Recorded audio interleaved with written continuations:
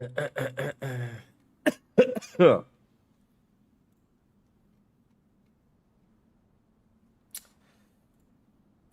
we have anyone here? Yes, we do. Hello, Precoit. Hello, Backwonder. Hello, Bamato.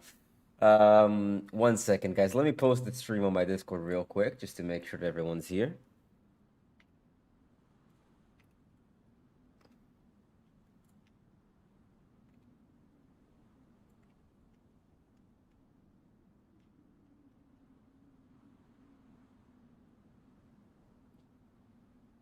Hello, everybody. Good to have you here, guys. Good to see some familiar names, and also good to see some new names. Hello, Anti-Healer. Hello, my name is not Shane. Hello, Wooly. Griffin. Hello, Jill. Hello, Anti-Healer. You actually said hi to. Hello, V-Purge. Hello, Koi. Hello, Precoit. Hello, Backwonder. Hello, Bamato. Hello, School Shock. Why do I keep mentioning me on chat? I'm busy. Well, you're not busy now. Hello, Stando. Hello, Catway. Hello, Icy Cold. Good to see you here, man. Not brother Lauracita. The 7 it's the Oasis. Sorry, it's 7. Pinda. Hello, hello. Timo HBG. Hello, Weekas. Hello, No Way. Hello, Necros Viewer. Hey, Awkward. I was one of the game my first GM, and then I dropped a diamond. What do you think that happened, man?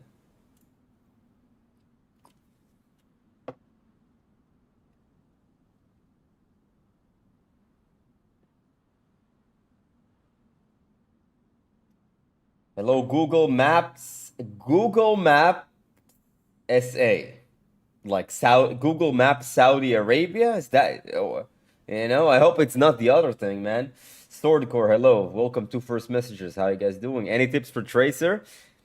I can give you many tips on Tracer, but I have a lot of content, free content on my YouTube channel that will give you a lot of value on Tracer.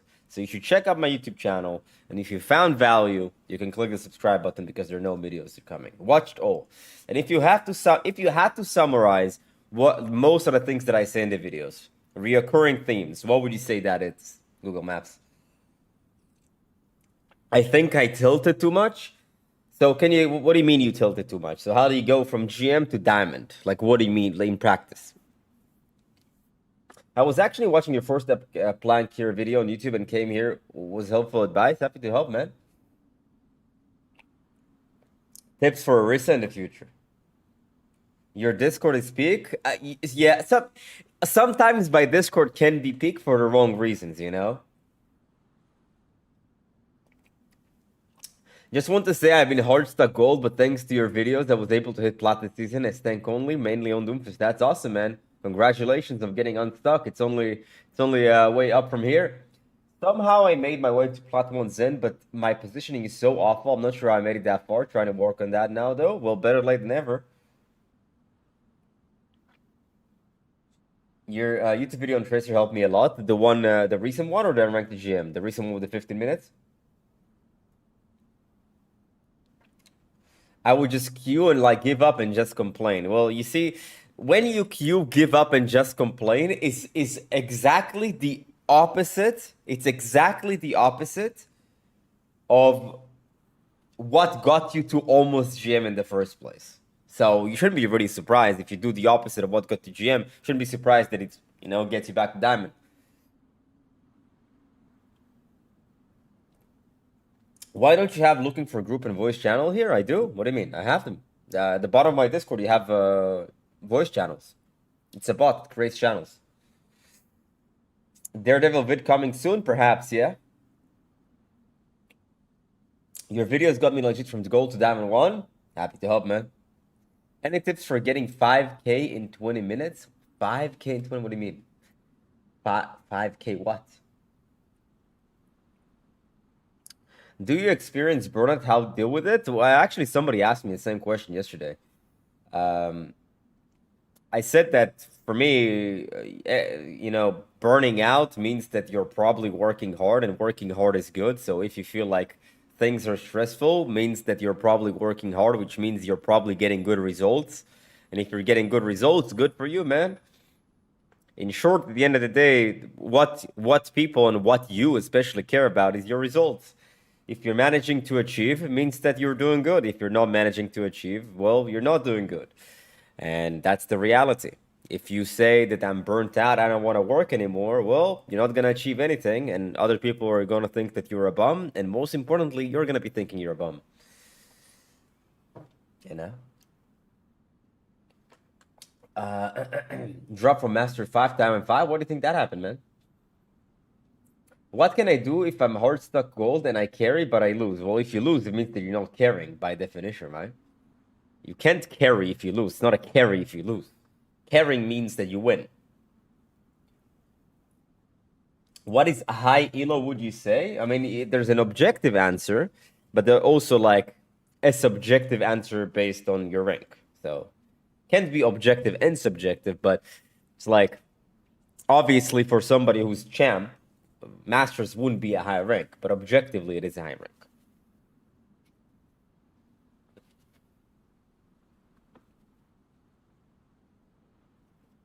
Before I started watching you, I was hard stuck low plat, and now I almost reached diamond, stuck mid masters. I'm NGM. Well, dude, it's a good thing. You're like, you're working your way up. You have to understand that the road to ranking up isn't linear. It's not like it's just a one-way up. It's up, down, and on the long term, it's a lot of ups and downs, but the ups are higher than the downs. So eventually, when you look at the long term, you're climbing. But most people think this is what it should look like. Whoop! In reality, it's just like this. And sometimes, dare I say, it's like this.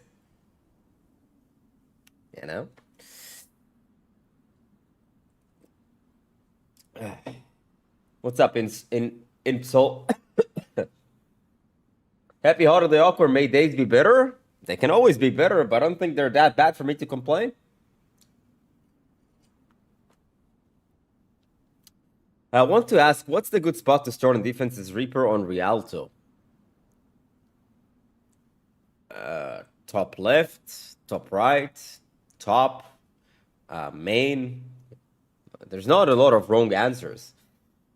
What do you think about having low stats but getting crucial picks at the start of fights? The thing is, people say that all the time, but it very rarely happens. Now, I can give you an example of how you can have low damage and high picks. So, let's say that you're playing Widow, and literally every other shot somebody just gets one-shotted. You will have low damage, and you're gonna have high picks, but it doesn't really happen that often. It actually, dare I say, very rarely happens. So it's like you're putting the exception to the rule, but when we talk about stats, we talk about average stats, not one game stats. Average, what shows on your profile here.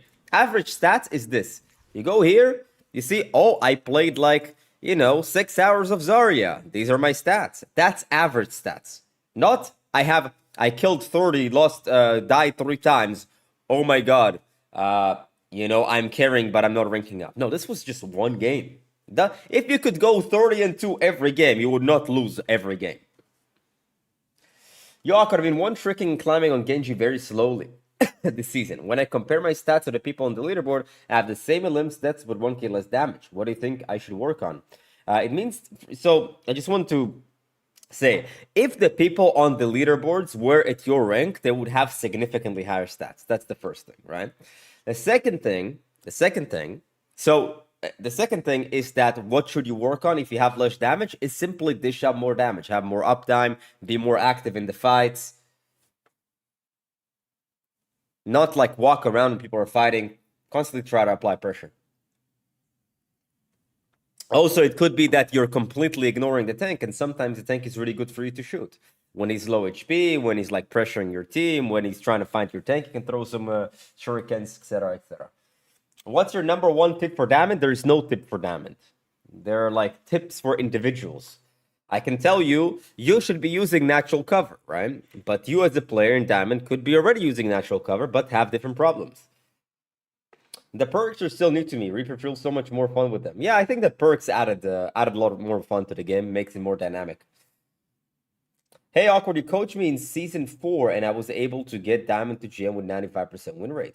I took a long break and came back this season. I'm having a hard time reading tempo. Can you cover this?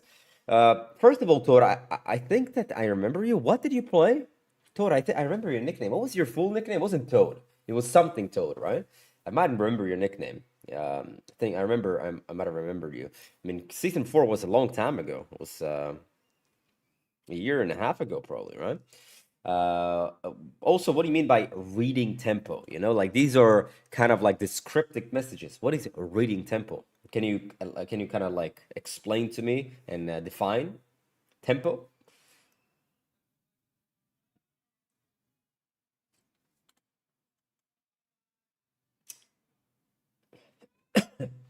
Have you done Rank to GM Sojourn yet? If not, if it works, I haven't done it yet, but eventually I'll get to all characters. Do you think they'll change Orisa major perks? I don't know if I play her, but they're so bad. Let me actually see what the major perks for Orisa. I don't think the shield perk is that bad, if I'm being honest. I think the shield perk is pretty good for the most part. I mean, it depends on what you play against, but for the most part.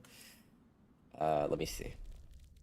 People have been saying that the Orisa perks are not amazing, but let's find out. Charge Javelin, increased knockback, okay. I mean, look, if you play against characters that have a lot of, like, not dive, in short. If you play against characters that not dive, this is good. If you play against characters dive, this is good. I don't know what's wrong with the major perks. They're alright.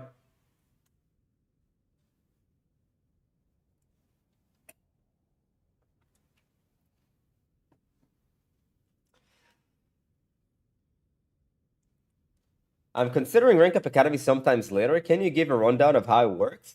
Well, essentially, once you join Rankup Academy, you can post the code, and there's a coach that is going to review it for you. You're also going to have live coaching within that month. You also will be able to post clips on how on a daily basis, however you feel comfortable, and get reviewed on them. So let's say just in practice, it means you join, you put a code, you get a coach to review the VOD for you. He says, your problem XYZ, this is how you fix it, this is what you do. And then after you get the feedback, you play some games and you post clips of you trying to do the feedback. And then it just goes back and forth. You post the feedback, the coach tells you, yes, this is exactly what I meant, good job. Or no, this is not what I meant, you should have done this, and that instead, etc., etc. So yesterday I was in your stream and I said I was being very aggressive and how my friends say I do risky plays. My winner is 62% life over and 59% of Kiriko. Sometimes I do win by being aggressive, other times I die crap positioning. Is it learning by my aggression? Or yeah. I mean, look, aggression, at the end of the day, what you're trying to accomplish with aggression is to get a lot of experience. You want to have a lot of volume of playing aggressive and getting punished for it, or not getting punished for it, because in both scenarios you learn. You gain the experience, and the experience lets you know how aggressive can I be in that situation without dying. Essentially, you're trying to get to a point where you're being maximum aggressive as you can be, but without dying. And that will mean that you will probably feed a lot in the process, but that's learning. People are so scared of feeding. Yes, you will lose a game. Yes, people are going to flame you, but that's how you learn. Like, how do you plan to improve and learn without making mistakes? It's impossible. If you play to not make mistakes, you will never improve. You're going to be hard stuck forever.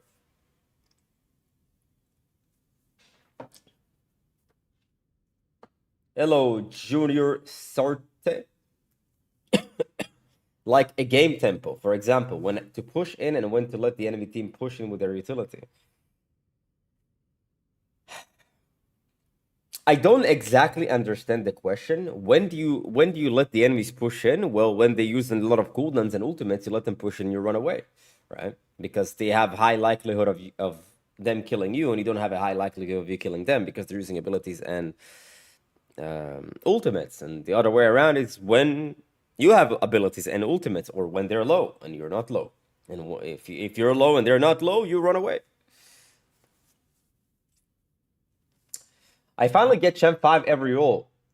You meant to me. Back to real gameplay support now. I mean, it's the end of the season. I don't wanna really play at the end of seasons.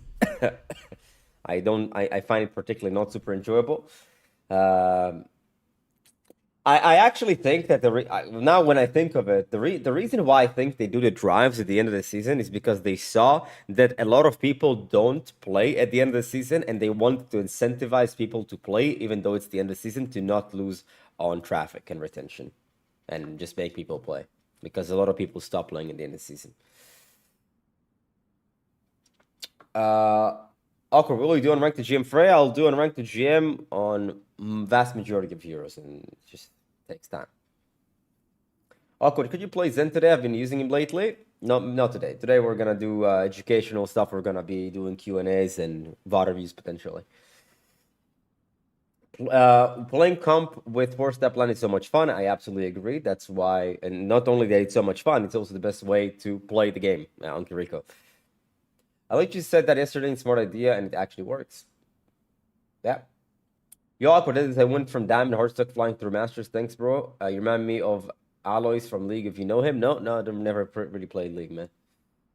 Do you have other coaches? Of course.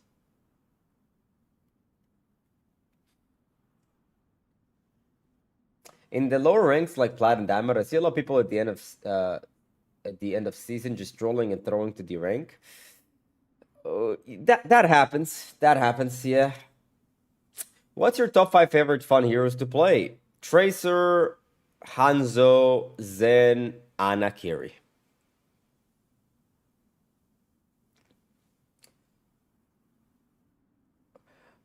Junker was so fun yesterday. Yeah, so it seems like a lot of you like the Junkrat kind of like review or breakdown, well, breakdown review, whatever you'd like to call it yesterday. So we're gonna continue with that series. We're gonna do it for each hero. Awkward. I've played in every drive on every end of season. I don't think it's that bad personally. Yeah, I've also played in the end of seasons. I don't think it's that bad as people make it out to be. But on the other hand, I am in an elo where I'm in an elo where not a lot of people throw the games. You have to understand. I play in champ. I'm playing in the top 0.01%. So I think that the drives are kind of like an outcast here. I bet that at different ranks, it's just like different things. You know. Awkward, are you still playing Marvels? Not so much anymore. No, I don't play Marvel Rivals at the moment, but I'll get back into making educational content Marvel Rivals very, very soon. Will you ever do Junker Ranked GM? Yes, in the future. It would be nice if you did the top 1 Cure review. Well, yeah, I could do that.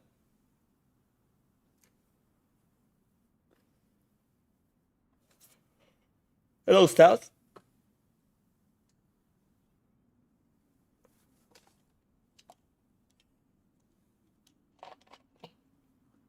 What do you usually pick for Zen's major perk? The orb perk. Like, not the double orb, but the orb, the right-click perk. I felt like I did okay. My team was complaining a lot about me, and the guy can you review my VOD?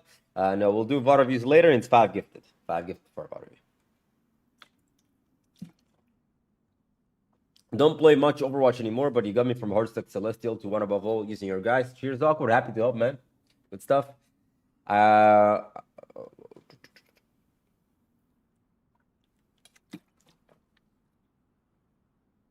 Somebody the other artist in Natural Water. Oh man, free ad. Anyways, do you think Ilari is good and worth playing when you have Zen Kiriko? Yes. But how could you play Ilari when you have Zen and Kiriko?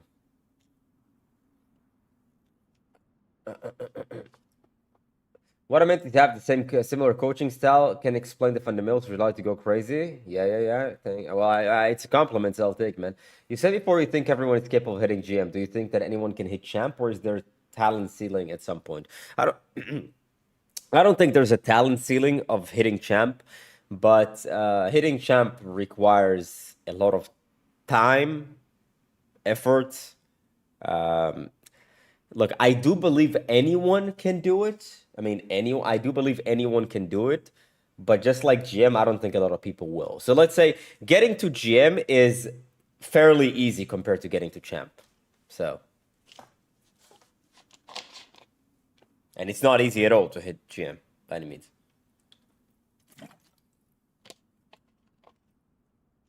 Not everybody can do it. Anyone can do it. There's a big difference. How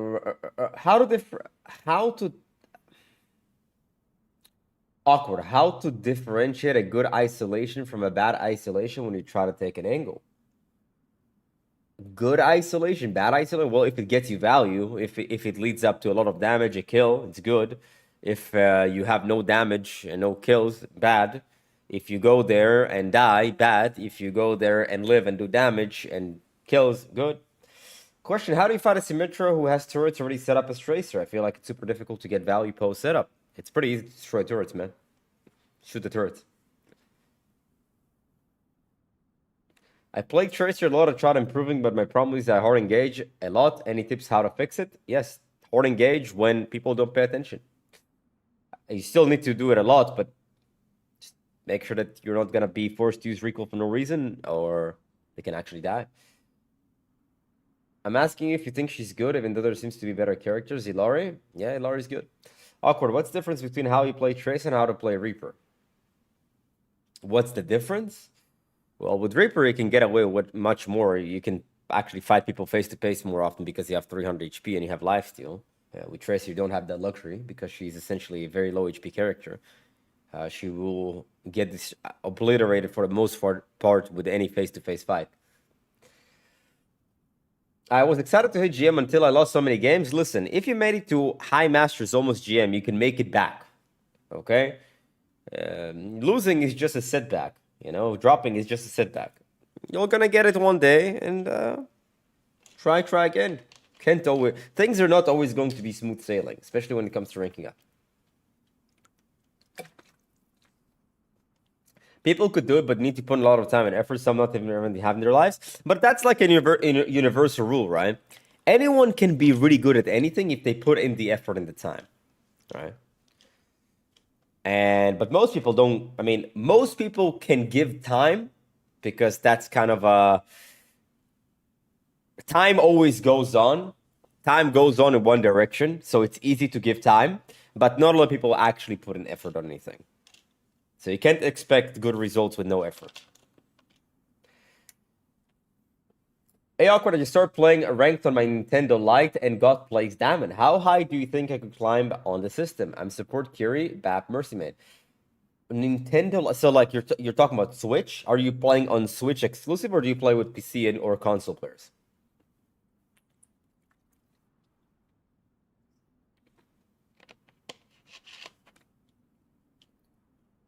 Easiest tank to climb on, the one that you're good at. Were you ever bad at games, or have you always had an aptitude for mechanic games?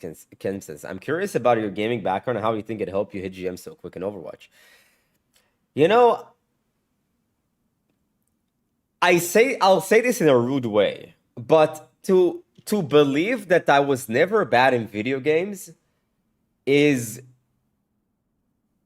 just dumb. How could I possibly play video games for the first time and be good?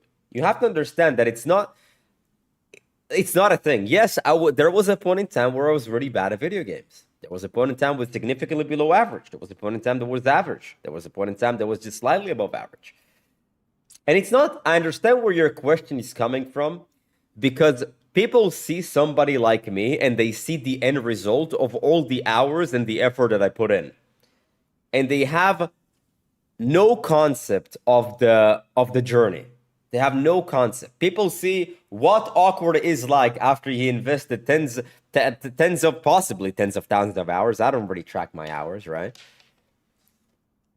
Into something, right? But nobody knows what Awkward is like after 100 hours in playing video games, 1,000 hours playing video games, you know? Hey, Awkward, good luck, have fun. Thank you.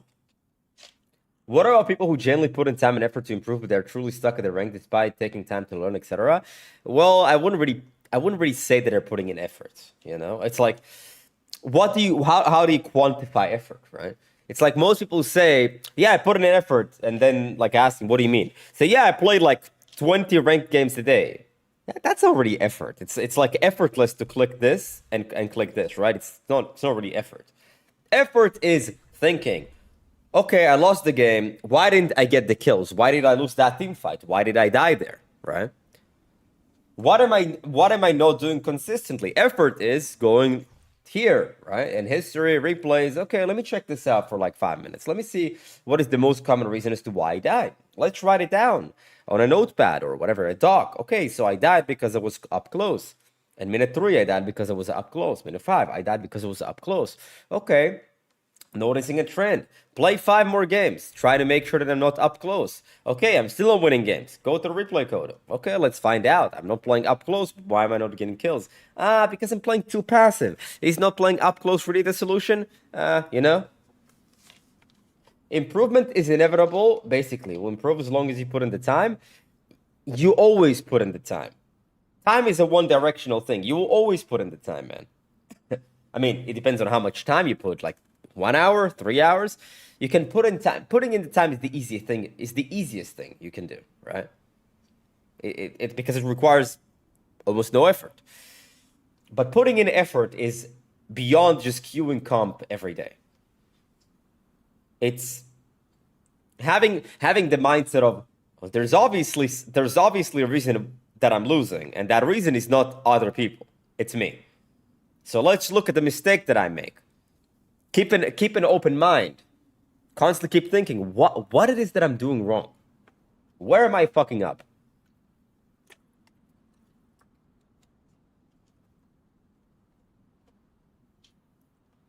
Will you add channel point rewards? I want to, but I have so many things on my plate that I have to do that it's literally not on top of my priority list. I don't like to spread apart too much.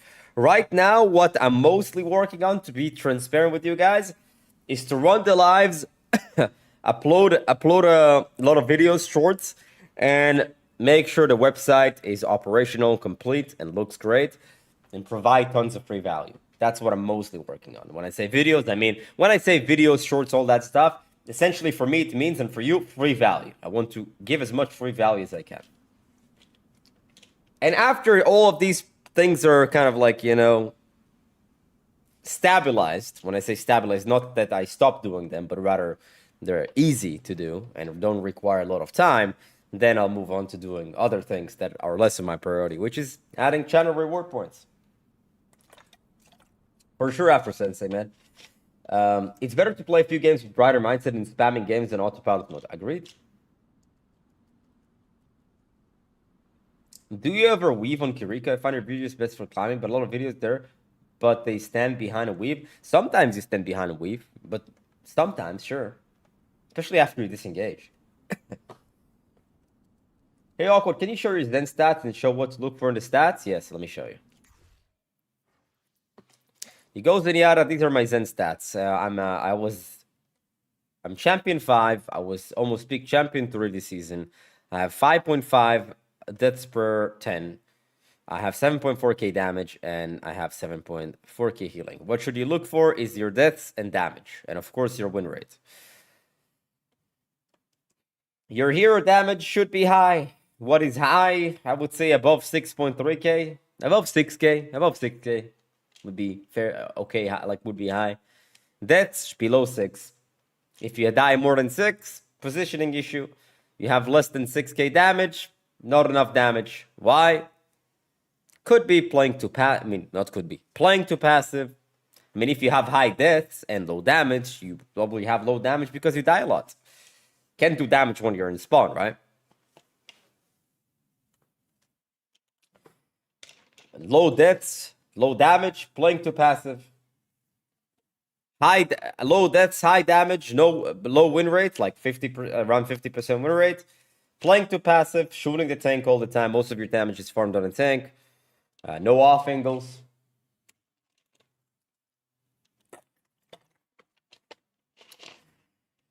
Trying Kiriko after one tricking Tracer for a while. Loki having a lot of fun. Yeah. What is Fuego Friday? Fuego Friday, man. It's you know, it's something, you know. Can you reach 5k Sovereign Zen? Very difficult. Possible, very difficult. Hey, Awkward, what motivates you to coach? What's the motivation behind giving value for free as well? What's my motivation to coach? Well, first of all, because I'm good at it.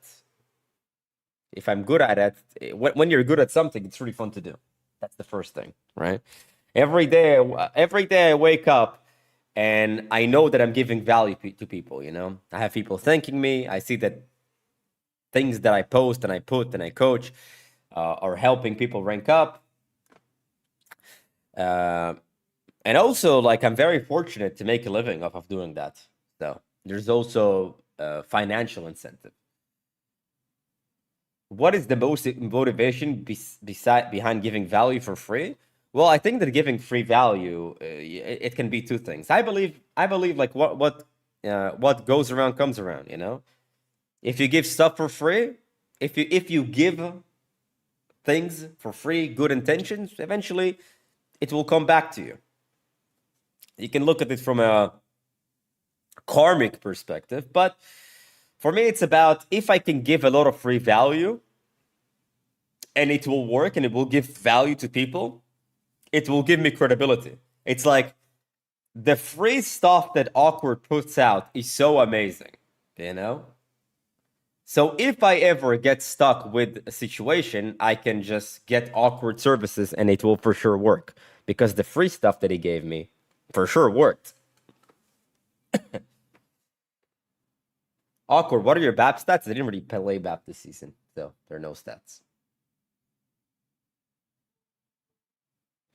Do you feel it's counterintuitive for Rankup Academy members who are paying a premium that you're giving free value? I guess the free value giving is nowhere near the service you provide for the actual members.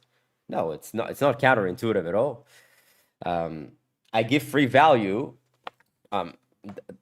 So the free value that I give, just so you understand, I post general free value, right? The Rankup Academy is specific value.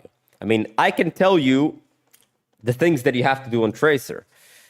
Granted, it helps a lot of people, but in Rankup Academy, it's a service. I show people specifically. I show the people specifically what is the issue and how to fix it.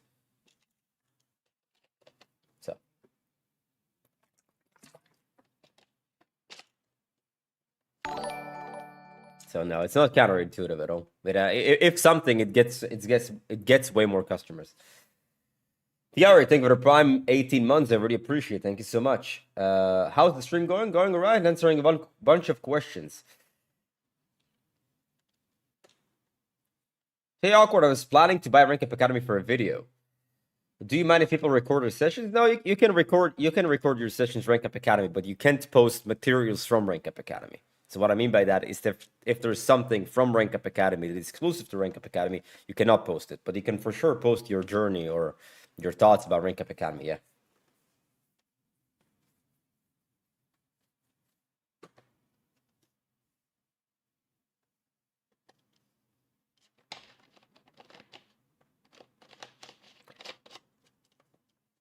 What's on Rankup Academy? Video lessons? No, we have a cryptocurrency. We have a cryptocurrency called RUA. And I'm gonna rug pull everyone. Nah, I'm just kidding. I'm just kidding. And if you're ever gonna see a coin named RUA, know it's a scam. Or anything that is like Awkward or whatever. Scam. Either way, it's not, I mean, there are videos, there are VOD reviews, there are live coaching. Essentially, it's coaching for you. It's not like a course where you see 5 tips and tricks on Tracer. No, you post a code of a game of yours, coaches review it for you. They tell you what the problem is. They show you, not tell you, they show you what the problem is and how to fix it. And they make sure that you're fixing it.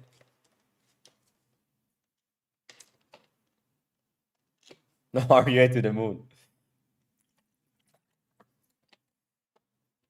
I do. Oh, wait. The chat is going crazy today. What's going on, guys? I mean, I love it. I love to see it. Love to see it. What is your opinion? One tricking? Great. I do think that having free things are pretty good, but I like how you have a payment method for people who don't want to do the work and want more. No. Don't get me wrong. Rankup Academy is not for people who don't want to do the work. Rankup Academy is for people who don't want to do the guesswork. It's different. They don't want to spend 10 hours looking at their VOD and what am I doing wrong, right? And it's also for people who want to, number one, save time. Number two, know exactly what the problem is instead of guessing, right? Is Rankup Academy 101? Rankup Academy is technically personal feedback, but it's also done in the public domain. So what I mean by that is that your sessions are going to be live. They're going to be like one-on-one, but other people can watch. And the reason why other people can watch is because a lot of people learn from your mistakes, and you can learn from other people's mistakes. So you're more than welcome to join anyone's session, Rankup Academy. It's actually encouraged, so you can see, oh, I play Tracer and I'm gold. This guy is Platinum Tracer. Let's see how he plays. Hey, Lurden, how you doing, man? Does Rankup Academy have an Overwatch focus, or are there other games covered? There's also Rankup Academy Marvel Rivals, and we're gonna expand on that a little bit more. When Marvel Rivals, like when we created Marvel Rivals Rankup Academy, it actually had like a lot of people wanting to join. Right now, the main focus is on Overwatch, and it's still operational, the Marvel Rivals, but they're gonna go through a big upgrade, and Marvel Rivals will be included in that. Do you plan to do any kind of character personal development coaching behind gaming? I guess you like express what you teach in Overwatch can apply to real life. No. Well, at least not as a paid service. I'm more than happy to share my experiences and about how gaming kind of converted into real life. I'm happy to share those stuff, but I'm not self-proclaiming to be a life coach or anything like that, right? I'd rather focus on what I know how to do best. I would rather stick to things that I know that I'm really, really good at. I think you have Rankup Academy structured really well. Wait until you see the next update. If you think now it's really well, the next update is going to blow your mind. One-tricking is one-tricking is great regardless of the hero. I just assume one-tricking is worse or better based on the hero and role you're on. One-tricking is great unless you play Life of Mercy. Can I one-trick Torp to GM? Yes. You have made an attempt for Mercy and rank to GM. Any plans to do similar for Junkrat or other less consistent hero? Yes. But I think the Junkrat is consistent. I think I'm not very good Junkrat, but I think the Junkrat is consistent. We actually had a Junkrat review yesterday. It was awesome. We reviewed the #1 Junkrat yesterday. Any VODs lined up yet? No, mostly just doing Q&A. I'm more than happy to do a VOD review. 5 gifted sub for a VOD review on YouTube or Twitch, whatever you'd like. We're currently on a mission to become the #1 subscribed channel on Twitch when it comes to the Overwatch category from over the Overwatch streamers. So that'll be awesome. I am Diamond 4. Do you give guarantee that I hit GM in 2 months? No, I can't guarantee you hitting GM in 2 months because I don't know you and I don't know what kind of effort you're gonna put in. I can only teach you. I'm not playing for you. If I played for you, I could guarantee you I would do it in 2 days.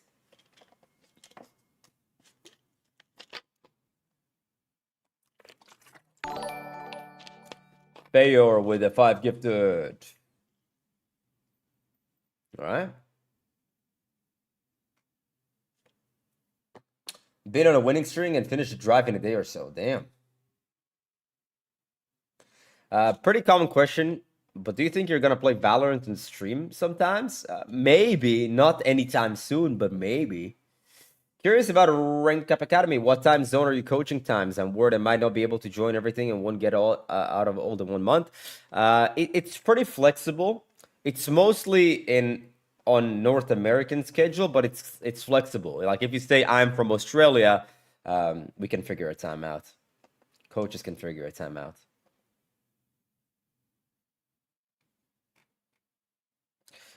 Fair, is that okay? You can publicly roast me. Rank and hero besides code. Let's start with a VOD review. Give me 1 second. I'd love to get the question, but let's do a VOD review here. What's the rank right now? Plat 3 Ashe. Okay.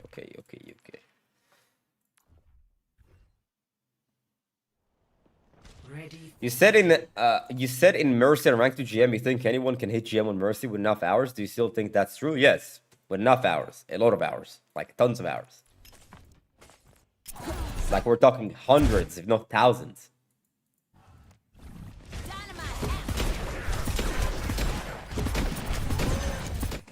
Well, fair. Problem #1, right off the bat, is that you're holding your scope even though you get shot. If you get shot, drop your scope. Make sure that you're not easy to shoot. Look, you're here holding your scope and shooting, but wait, in a second you'll see it. People are shooting at you. You can't be holding your scope when people are shooting at you. You're like immobile when you're holding your scope. Oh, people are shooting, drop the scope, move, open the scope. You can't just sit in the line of sight with a scope open, people shoot at you and just like keep up your scope. Ah, people shooting, drop scope, move, open scope again.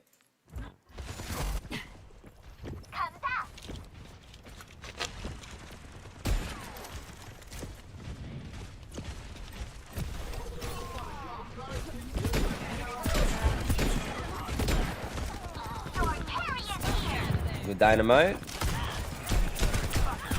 I'm actually okay with that play. That was nice. That was nice. So, essentially what he did, you shot Diana. Could he kill Diana? No, but he could pressure her to drop down, which is good. Number 2, he saw Soldier here use dynamite. He realized, okay, he's losing a lot of health. Let me just play aggressive and jump on him. That was a really, really good play. He saw an advantage. He saw that you can actually win the 1v1. He took it. Love it. Good job. I know you're good. Thank you. She's gonna blow. I'm on the point. Stop slacking off. Good. Even when you're capping, you're doing damage. You're not letting the Zarya walk in for free. Love to see that. Shooting the bubble here was not great. I mean, think about it. If you don't shoot here and nobody shoots here, okay, she walks to point. No, she has no bubbles and no charge. What's she gonna do? Nothing. Here, you kind of gave her the opportunity to potentially get a pick. That's just kind of a niche thing, but don't shoot bubbles. You're shooting bubbles. The only exception to the rule with shooting bubbles is when the Zarya will for sure die if the bubble explodes. Like, if the Zarya is right here in front of 5 people, yeah, shoot down the bubbles. She will die. But when she has some distance, don't shoot bubbles. Super tunnel vision. The Zarya, there's a soldier on the right side. You got big tunnel vision here. I like that you're kind of trying to change your angles. Unfortunately, you couldn't find anything on the angles, but he tried. Also, I want you to pay attention to something. It's the same thing with the scope that I was talking about. You know how here at the beginning, like when you remember how you jumped on the soldier, it did a bunch of no scope shots from close range, like no scope, no scope, scope, no scope, right? You switched it up. You literally didn't shoot any no scope shots besides that part. We have been 2 minutes into the VOD, and there was only one instance that was great that he no scope.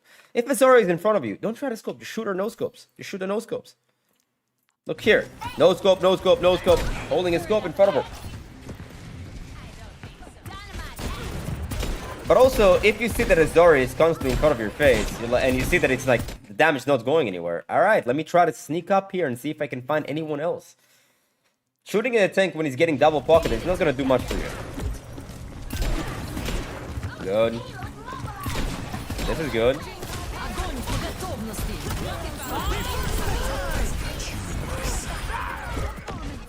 I don't know, that was full chaos. Full chaos, but hey, it worked. What's the best distance to no scope at? It's not necessarily about distance, it's about threat, right? As I explained, when you're scoping, it's very easy to shoot you. If it's very easy to shoot you, you don't want to scope in front of people that are up close. That's why you no scope. But like on the other hand, when you're sitting here and there's a Moira over here, and Moira can't do anything to you from this distance, right? She can't, the grass doesn't reach that far, so it's okay to scope. But if a Moira is here, she can definitely shoot you, and it's very easy to shoot. I mean, with Moira specifically, it's very easy to shoot you regardless. But let's say Kiriko. So you don't want to have your scope open when Kiriko is right over here shooting at you.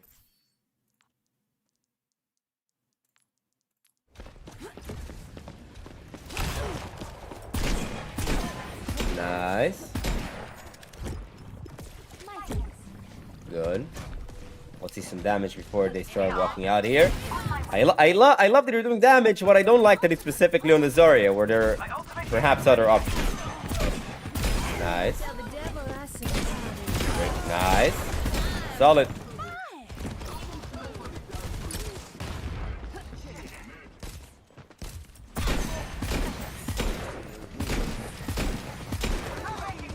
Here, okay. Fair, quick question. You just killed Torb, Torb, who was it? Moira? You killed Torb, Moira, and the Zarya died to your team. What should you do now? What should you do now?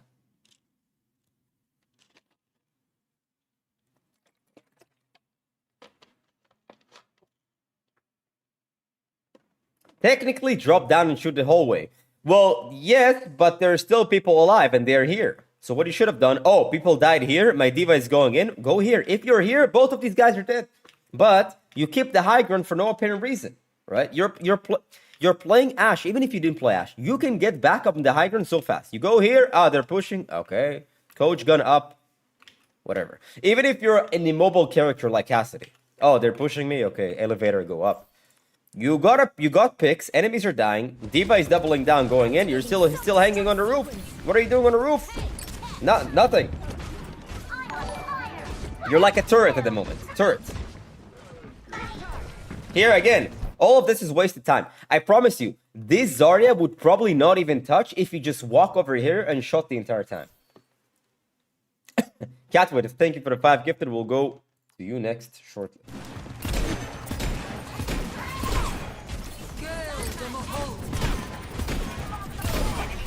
Nice. This is only a good position when they're outside. This is a horrible position when they're over here.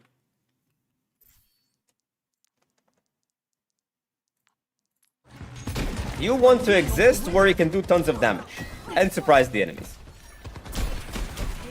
No scopes here are good.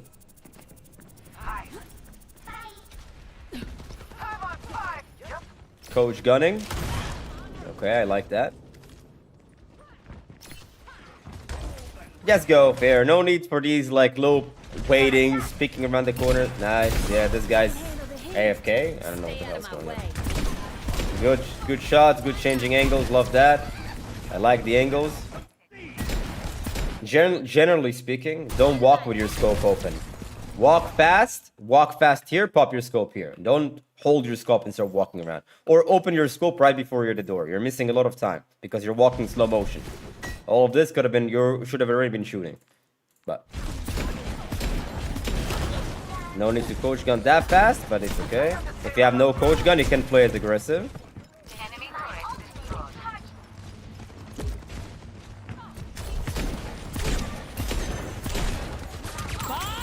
Bob is too early. Bob is way too early. Bob is not, contrary to popular belief, Bob is not an ultimate that you use to start fights. Use it in the middle of the fight. Why? Bob has tons of damage. Bob virtually is very difficult to kill when enemies are busy. So you want to, fight starts, you have to throw the Bob mid-fight into an angles where it's going to create an off angle. So if the fight starts and everybody's kind of like over here, scrambling, you throw a Bob here, they have no coolants, deal with him, Anna will have no sleep, they might have no lamp, they're going to be out of position, you throw it mid-fights. Fight starts, let them burn some cooldowns, and then you throw a Bob. And also, because the fight didn't really start, all they did is dodge your Bob easily. Your Bob is non-existent, doesn't do anything. We need to take out that Well, you know the soldiers in the left side, and you still repick the same angle. You know soldiers contesting that angle, try to pick him. All right, let me go over here.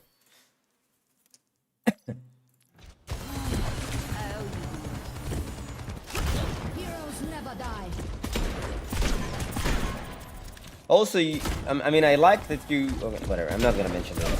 It's not a consistent problem. So.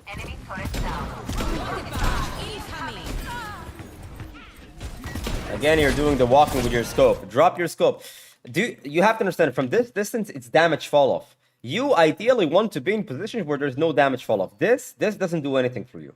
There. This is nothing. This, nothing. You're shoot this, essentially 10 damage. This is 10 damage.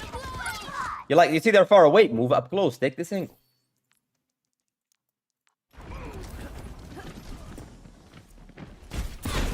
This position has way more damage. But you see, like, you're still pushing the payload. Look, you have Wu Yang Mercy in their spawn doors. Why are you still over here?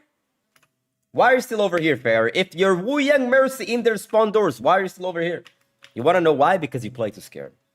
So, if we had to summarize the VOD, it's very simple. You play too scared. You play very far away most of the time. And because you play very far away most of the time, two things happen. Number one, you're not getting as much damage as you could because you have damage fall off.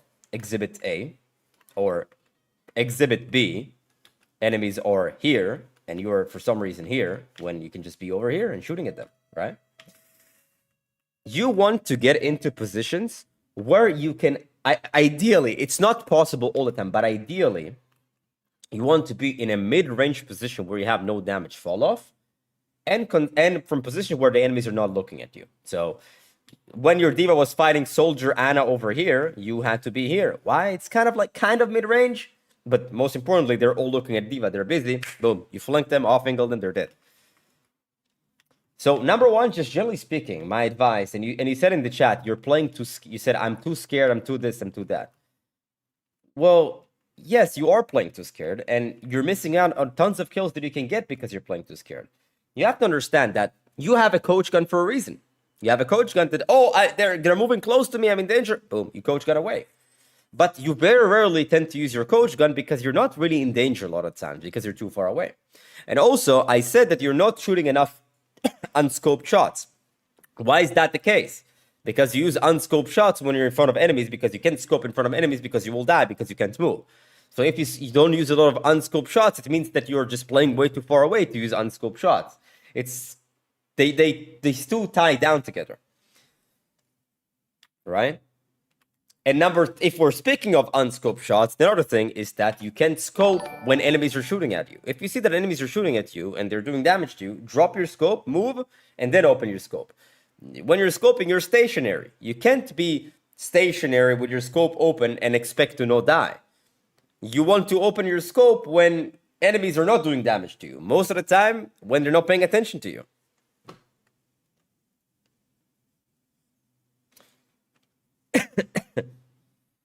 Yes, payer pretty much, but I would take that's kind of like a lot of things. Just pick two out of all of these things that you mentioned and focus on these, okay?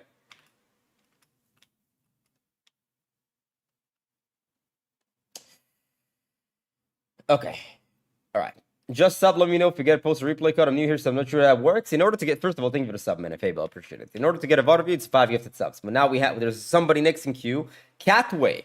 Catway is next in queue for the VOD of you. Hero, rank, and code. Let's go, Catway. And Farrah, go kick some ass, man. You know what to work on.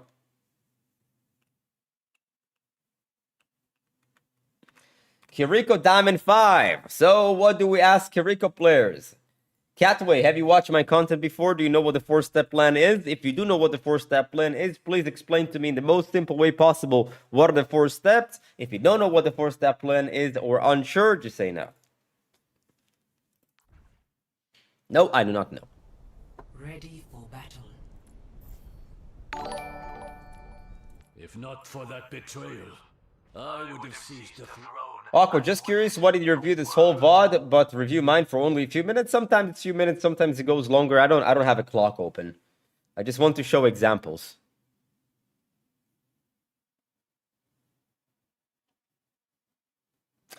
Yushinkarism, thank you for 5 gifted men. We'll get to you right after. Remember, it's 1 per person. And Lucci, thank you for the prime and appreciate it. Thank you so much. I know some, but not so well. Okay, so the 4-step plan is pretty simple. Number 1, you engage the enemies. What does it mean to engage? You go to do damage. You go to damage. Engage is go to damage. Number 2, why? Because damage is how you engage. Number 2, you close the distance. Why do you close distance? Because if you shoot from far away, very difficult to hit shots, not consistent damage, not consistent kills. Up close, it's easier to hit shots, easier to do damage, easier to get kills. Number 3, you do it from an off angle. What do I mean an off angle? An off angle means wherever the enemies are not looking. If this is soldier, you don't want to shoot from here, you want to shoot from here or here. Why? Because if he doesn't pay attention to you, can't shoot you. And if he doesn't pay attention to you, you're more likely to kill him because you have the element of surprise. And number 4, if you're in danger, aka soldier turns around, shoots at you, you can simply get out. What is getting out usually is click, shift, and TP out. These are the 4-step plan, right? So the 3 steps are essentially a foul-proof way of carrying on Kiriko because you just have a teleporter. A teleport, not a teleporter. Kids also disappoint you. 4, 3, 2.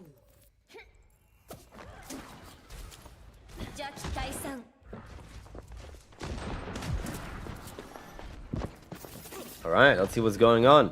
Right now, you're kind of doing nothing.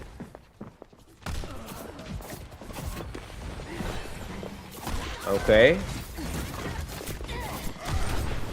So, look. I can say you tried, but you hesitated so much. Essentially, the first time that you went to do damage is when your tank was dead. You should have done the damage before your tank was dead. Why? Because you want to alleviate the pressure off him. The reason why your tank is dead because everyone's shooting at him. Why? Because nobody's shooting at them. If you just shot at anybody, less likely for your tank to die. But the main issue is that you hesitated. Just like, do I go in? Do I get out? Just commit more. Don't be afraid. Here, same thing. Wall climb. Let's see. Can I catch anybody? But instead, you're going back to spawn for no reason. What are you doing right now? The answer is nothing. What should you be doing? Throwing some kunais, applying some pressure, figuring out, can I kill somebody? If you go up, maybe you can kill Venture. Who knows? Playing too passive. Shooting at a full HP tank with a shield. No reason to Suzu here. He could have just TP'd. Shorter cooldown.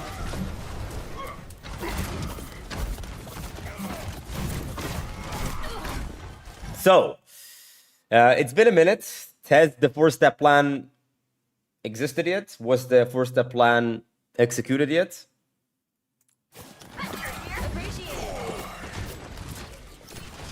Or is it just sitting behind a team shooting at a full HP tank?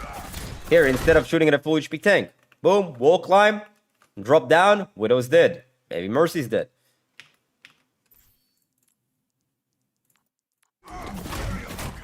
Nope, yeah, you're correct. You see, what the Kiriko just did, look at what the enemy Kiriko is doing to you. Look, look, this is what you should be doing. This should be you. Should be you.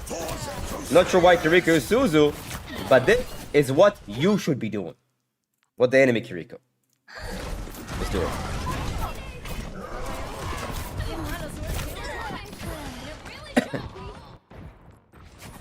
You see, the Kiriko did a 4-step plan. She engaged, she closed the distance from an off angle. When things went bad, she TP'd out. I mean, she TP'd in because you were 1, but she clicked TP.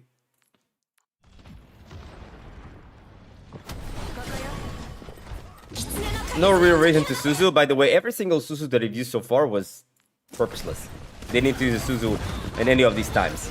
And if you didn't use the Suzu at any of these times, it means there was a time that you should have used your Suzu, but you didn't have it. Like on this venture, for example.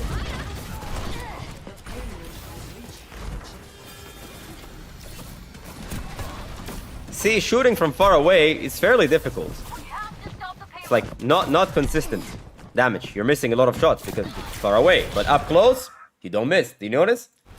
Here, miss, some lucky shots, whatever. Venture is close. Whoop, no miss. Half HP already. And that's without even landing a single headshot.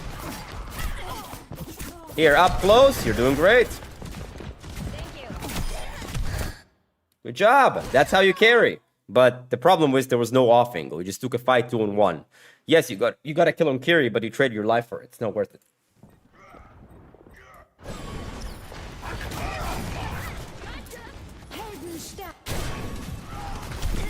See, like all this time, you're just kind of chilling. You're not really committing. You're just sitting on a high ground shooting far away. Hey, Widow's there. Boom, drop. Boom, boom. Try to kill. Ah, I'm danger. TP out. The spring flows anew. Payload's moving. It really shouldn't be. All right, let's see if you performed the 4-step plan over here. Hint, probably not. Let the Kitsune guide The Kitsune here was kind of random. The enemies were really, really far away. They're really far away. So the Kitsune didn't reach anybody and nobody could use it. So using that ultimate essentially got you no value because no one's standing in it. You see, you TP out when things go bad, but you don't really try to shoot anybody. Here, Mercy, go. Nice try. At least you try. But the thing is that they have a Widow. The Widow is possibly one of the easiest kills for you as Kiriko because she's stationary. It's a stationary character. All you have to do is go to the Widow and shoot her. Not in front of her face, of course. That's okay. Standing down main in front of a bunch of enemies, shooting far away into full HP shield. Instead, you try to heal. Okay. I go here, I wait, the enemies walk forward, I wall climb, boom, assassinate from behind. So what have you learned about the VOD review today? Is that the way you play is not the way to win. Okay? Sitting at the back, throwing some kunais and heal botting is going to win you only if your team is good. And it's going to lose you if your team is bad. Which means around 50% win rate. Right? What you should be doing is the 4-step plan, how I explained it. You engage, you close distance, you do it from an off angle, disengage when things go bad. And you have to do it consistently. You don't do it one time, 1 minute. No. You go in, you get out. When do you get out? When, number one, you're in danger. Number two, other people need healing. You see that you go in, oh, my DPS need healing. You TP back, you start healing. Oh, I have my TP again, I go. Go. Oh, my Rodok is about to die. I TP out, I use Suzu. Okay, I have TP again. Go again. Right? You have to consistently go in and out. And the more you go in and out, the more you can surprise the enemies and eventually kill them. Because at one point of your engagements, enemies will have no HP. Enemies will not pay attention to you. Enemies will have no cooldowns. Okay? So start performing the 4-step plan. Make sure that you don't use your Suzu for no reason. Suzu is a lifesaver. Your Suzu will save the life of your teammates most of the time. And you, if you somehow mess up, like you failed your TP or somebody pushed you and surprised you, can use your Suzu. But if you just decide to pick 4 enemies in front of them and you're about to die and use Suzu, well, that's because you put yourself in a position in front of them to use the Suzu. Why do you pick 4 people in the first place? You shouldn't be forced to use your Suzu because you made a mistake. You want to use your Suzu when the enemies made good plays or to cover for your team's mistakes that you can't control. Okay? So 4-step plan on a consistent basis. Make sure that every time you get out, you make sure that your team is actually, like, you heal them so they don't die. Because if you do the 4-step plan when your team is dead, it's not going to matter. Make sure that you heal in between. Like, you go in, you see, critical, get out. You go in, you get out. Okay, now until I'm recharging my TP, I'm healing, I'm Suzuing, whatever it may be. Is attack and defense supposed to be played the same way? Absolutely, yes. I'm going to tell you that on attack, it's going to feel a lot easier to do so, by the way. On attack, it's easier. Because the enemies are going to be more stationary on defense. They're going to have more predetermined position. So it's easier to flank them. On attack, when they're attacking, pushing the objective, the enemies are going to be everywhere. So it's going to be sometimes more difficult to, like, kind of catch them. So on attack, the 4-step plan will feel more intuitive. On defense, less intuitive, but still play the same way. All right, Catway. That's your road to Masters. From Diamond to Masters, that's the only way forward. All right, who's next? I believe it's Yushin Chrism. Is that correct? It is correct. Yushin Chrism, send me a code here on rank. And by the way, again, full disclaimer.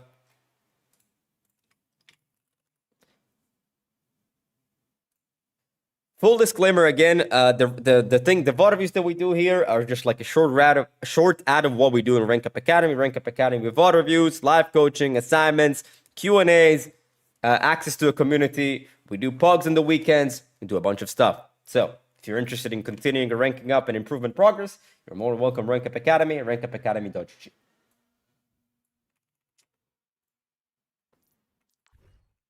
All right, Ball Gold 4. All right. Ball Gold 4.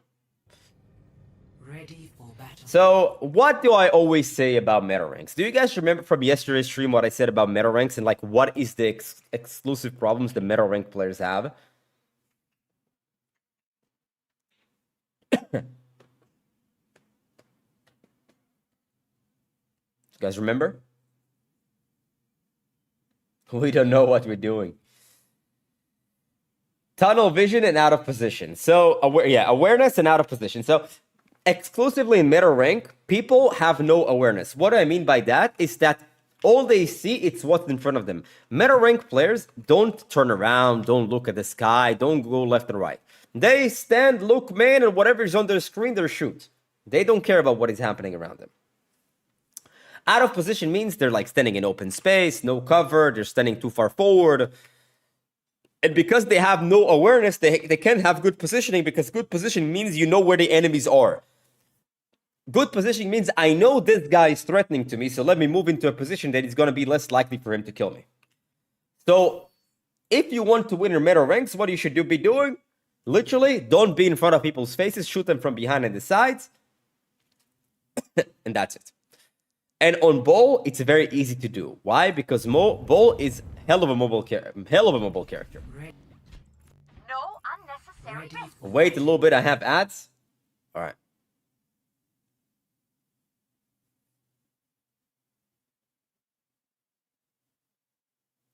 I'm waiting. Let me know when you're here, man. I started winning my games simply by flanking and eating the one on the back. Work like the charm. Yeah, that's true.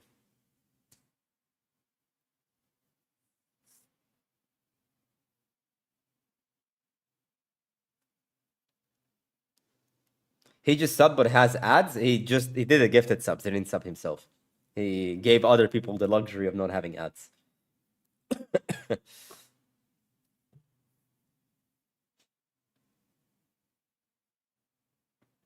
All right, Yushun, you there? Hey, Awkward, how was your day today? It was good. Thank you. What's up, Awkward? I just hit GM with C&D last night. Any plans on doing God for that character in the future? Not very likely. I think that Cloak and Dagger has very low care potential. It's like the Mercy of Overwatch. She has more care potential Mercy, obviously, because she can actually do some damage, but not a big fan. Went for gold 4 to plat for the season. W, man. Good stuff. All right, are we ready? The Tiari, thank you for gifting a sub to Yushun. Are you ready for the VOD, man? Are the ads over? All right, let's go. So, did you hear what I talked about beforehand? About meta rank problems?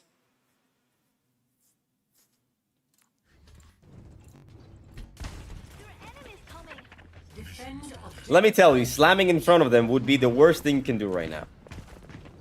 Why? Because you're gonna end up being in front of a bunch of people that are not busy. Everybody's gonna turn around and force you out. The worst case scenario, even kill you. So.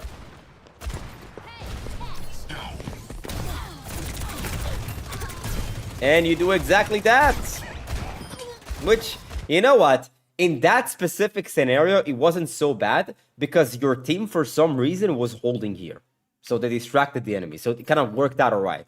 But let me tell you, people hold here only meta ranks. I don't know what's up with meta rank players and holding in this position. Well, whatever. Whatever. Good job.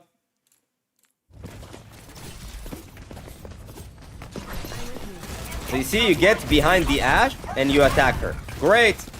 The problem is, what is the problem with that like kind of engagement?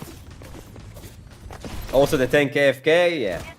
The problem here is that essentially the Ashe is not busy with anything because when she's in the room, there's no one in her face. She's not distracting anybody. And that's why when you shoot her, she just turns around, right? You end up killing her, but yeah, I mean, what the hell is Bap even doing over here? What's going on, man?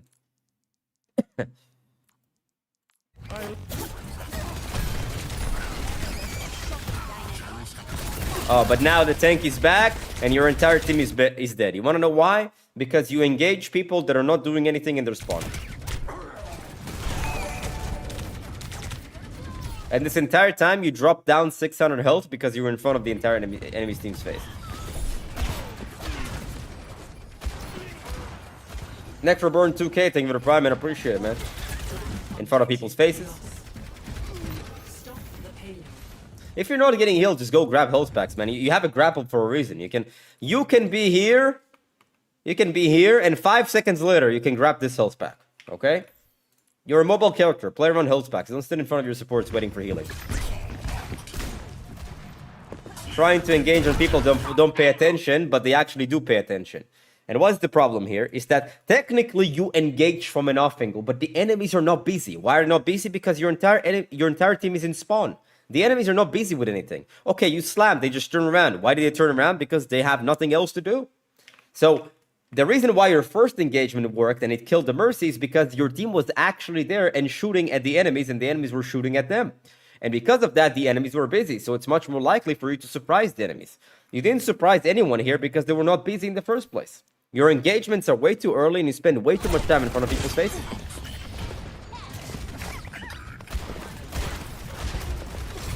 You walk in front of an enemy Orisa instead of just, look, you walk in front of the Orisa. Why not just go here and then shoot here behind cover, behind her?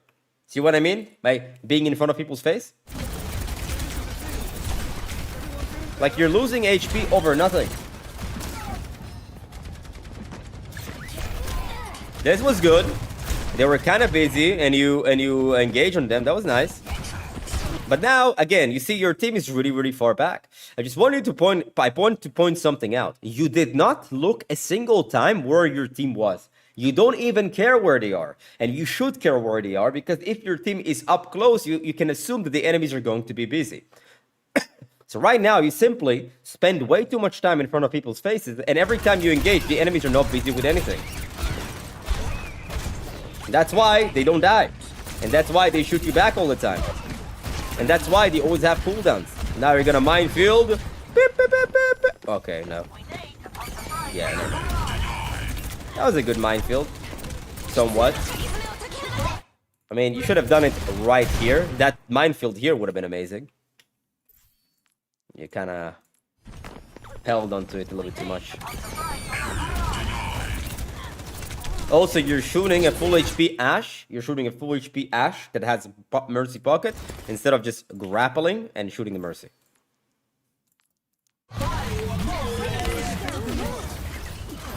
You walk into an ulting Orisa and go in front of her face instead of shooting from behind.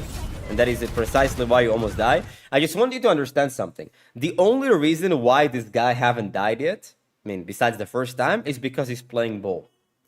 And Ball has 775 HP and can go up to like 1500 HP with Adaptive Shield. Might have exaggerated with the number, but a lot of HP. If he played any other tank besides Ball, he would have been dead every fight here, by the way. Enemies are busy, you slam, great. Do you notice that all of a sudden things die? Why do things die? Because enemies are busy. When enemies are busy and you engage, things actually die. And also, you don't lose a lot of HP because enemies are busy. When the enemies are not busy, you lose a lot of HP because they have nothing else to worry about, so they should shoot Ball. But when there's a Mei in their face and they're busy, no one is shooting at you. Everybody's shooting at the Mei. And that's why not only you got a kill because they weren't paying attention, but you also didn't lose a bunch of HP because they weren't paying attention. See the difference?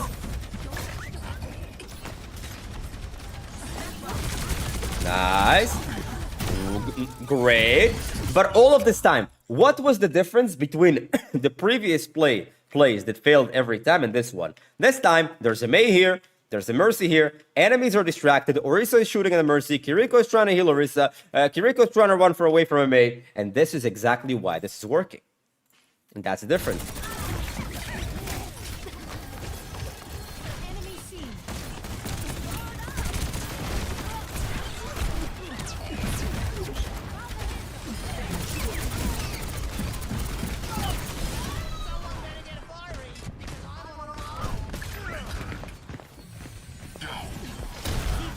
Ashe is kind of not paying attention, but again, they're like, you have to understand. Ashe is not paying attention, but she can pay attention pretty fast because your teammates are not nearby at all. No one is nearby, you're in front of 4 enemies. Likely to kill her? Not very likely to kill her. Likely to lose a lot of health? Yeah, you are. Reaper's not paying attention, definitely killable, nice. I mean, Junker kind of did that.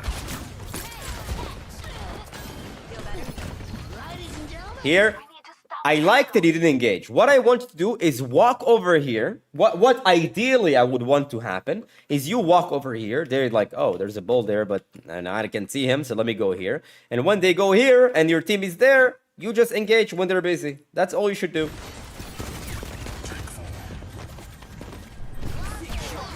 But instead you go in front of them. Could have used minefield. You're holding your minefield for way too long. Way too long. And you throw a minefield where the enemies are not at. It's the second time that you throw minefield where there are no real enemies. What you should have done, grapple, boom, minefield, slam.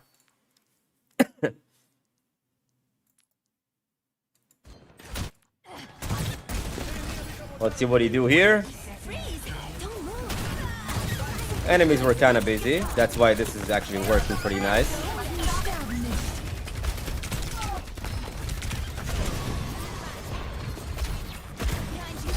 Well, you're kind of frontlining here. That's why. And you see, the enemies are not busy anymore because your entire enemy team is in spawn and you're fighting them when they're in spawn. So, what have we learned about your gameplay here? Yushin. Is that the reason why you're failing to rank up at the moment is because you are not following kind of fundamental rules here, right? As I explained, meta ranked players have a big problem with awareness and have big problems with positioning. which means that it's very easy to kill him.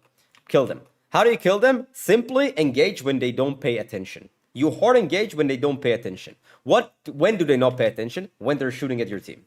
So how do you know when they're shooting at your team? Well, actually, the simple step is look around. Is my team close and fighting them? Yes? Okay, it's probably time to go in because enemies are busy. So, number one, try to avoid being in enemies' faces. Try to always shoot them from the back and the side, which is Ball is great at doing because he has a grapple. He can literally be anywhere on the map at any time. You can be here and 5 seconds later, you can literally be in the first point. You're the most mobile character in the game. Okay? So number one, try to avoid being in front of people's faces. Number two, try to engage, hard engage, slam, like really chase enemies when they don't pay attention, when they're actually in contact with your team. When the enemy team is here and your team is here, it's not the time to engage. You don't need to lose 500 health for no reason. You can maybe poke, you can maybe distract them a bit so your team can walk through the chokes or whatever it may be, but you don't want to hard engage when no one is busy, okay? And the third thing is just be more kind of liberal with your minefield. You're like kind of holding onto it for some perfect opportunity. You see a bunch of people like grouped up in a place, or even 2 people. Above them, minefield, pick control. That is how you will get out of not only gold, but also plat. Okay?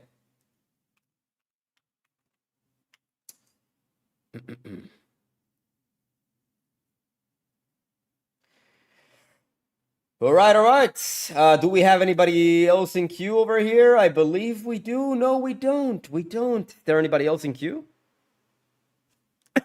Oh, damn.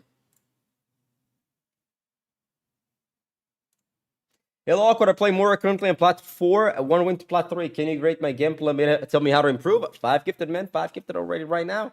Out of Illaria or Zenyatta, who would you recommend to someone to try and carry out of silver? Both characters are great.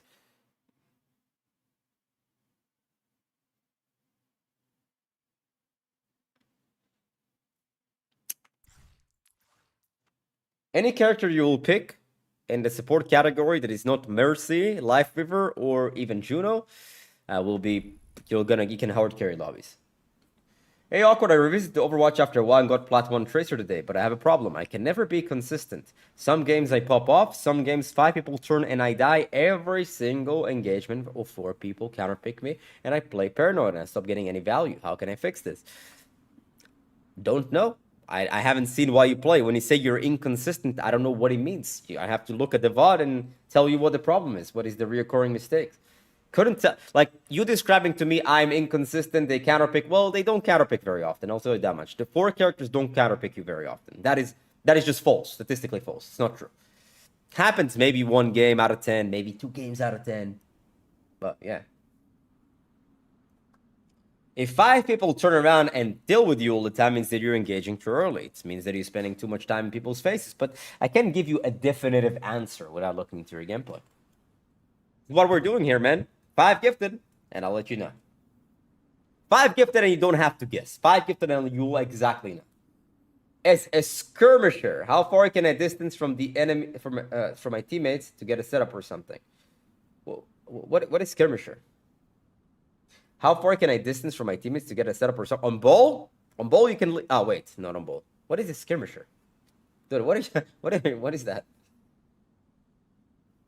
A tracer. But what do you mean as a skirmisher? How far can I distance from my teammates and get a setup or something? You can distance yourself a lot. You don't have to be with your teammate's tracer.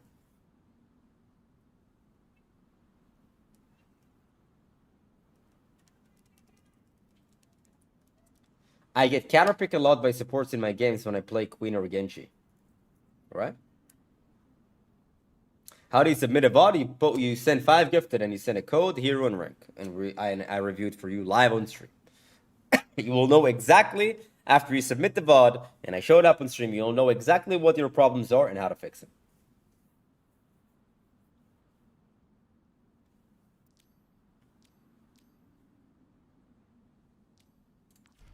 Ball is so fun to play, man. Ball in meta ranks is actually like brutal. Because not only that you're so mobile, but also even if you end up making a bunch of mistakes, they just can't kill you. This little fella has so much HP, it's insane. This little hamster has so much HP.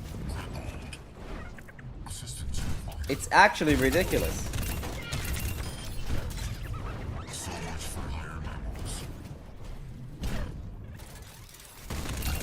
With Tracer, like, let's say with Tracer, somebody in gold could hit you by accident, right? And then you lose 90% of your HP.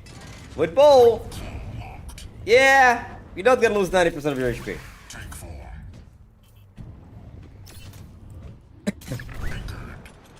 What advice would you like to give to Diamond? I feel people are much better on capitalizing failure and chance for damage is lower. Well, general tips, I can't give general tips for Diamond. People have different issues in Diamond. Some people have issues with positioning, people have issues with rotation, some people have issues with off-angling, some people have issues with cooldown management, some people have issue with timing. Do you think clip montages are cringe? No, I don't think they're cringe. But I think they're just like Instagram, they don't represent how you play most of the time. They represent your peaks. That's why they're in a montage. Some people have issues with aim to right. No, not compared to the rank, no. Like it's very rare where, well, when I say very rare, I don't even remember a case like that. That I looked at a plat player and I said, oh my god, your aim is so much worse than other plat players. So I know, people don't usually have problems with aim. What do diamond players do right to get diamond? Well, they just do better cooldown management than plat players. Better more consistent damage. Using their abilities more correctly, using their ultimates more correctly. Their timing is better. Their positioning is better. I mean, it's common for Tracer to get at the back of the enemy as possible, but how far could I separate myself to my teammates to get a pick? Well, you need to understand that you getting a pick means that the enemies will have to be busy with your team. In order for them to be busy with your team, they have to be close to your team. So, if they're not close to your team, they're not going to be busy. Which means it's going to be very difficult for you to get a pick.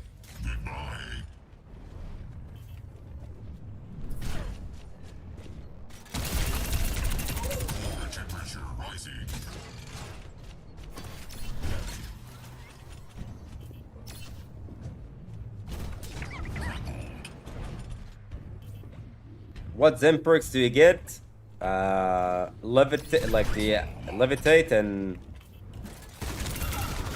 the 6 orb. At what point does mechanics make a significant difference? When they're significantly above,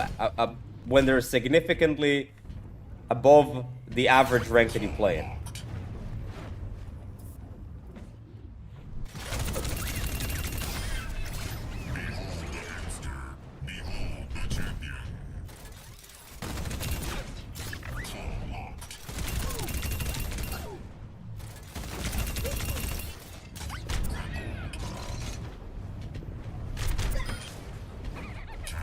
What McCree perks do you get? The silver bullets and the flashbang one.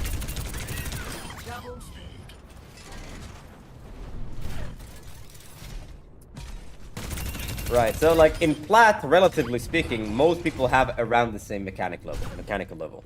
Some have better, some have worse, but no one in plat wins consistent 1v1s against other player, right?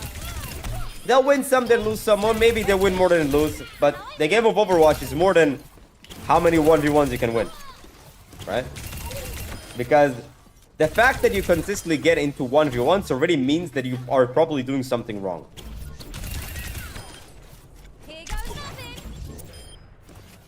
People should be at such a big disadvantage against you that they wouldn't even decide to take a 1v1 against you.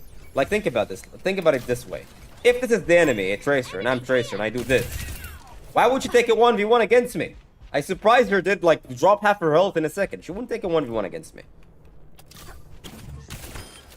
Surprise! You like DPS Moira? Yes, that's how you play Moira. Okay, last thing you're the path gifted, hero rank, and code. Let's get to it.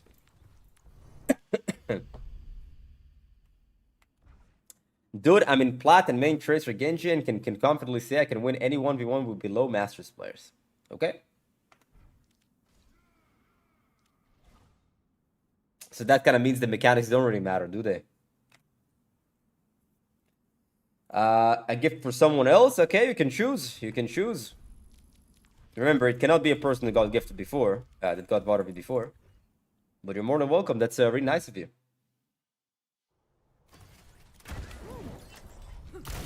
We will crush them. Weak mind, weak body.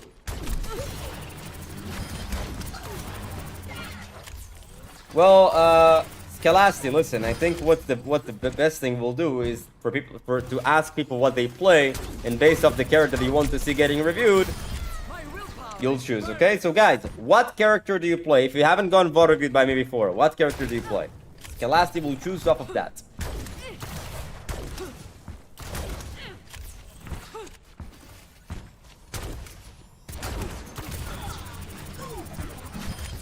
Piece of pie.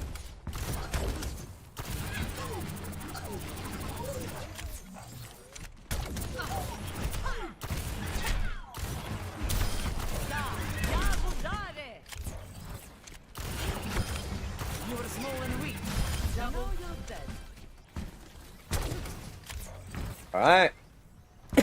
Any hits can on DPS or Anakiri gameplay. You choose. You choose. I play Kiriko and just hit it here. Just a diamond stuck here though. If you just hit that diamond, how are you stuck? You just hit it. Bamato is a soldier. Sashi is on Kiriko. So you choose Bamato, Sashi. You have Fable. You have Haze support. Which one do you choose, Kalasti? Out of the names that I mentioned. It's up to you. Or you want me to choose, I can choose.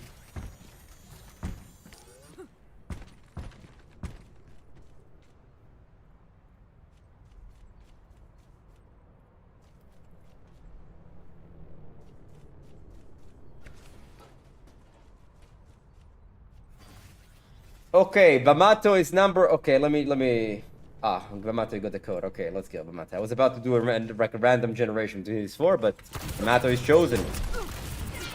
The gifter has spoken. I will lead us to victory.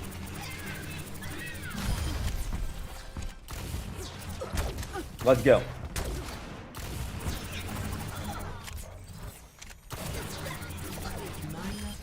Easy as cake.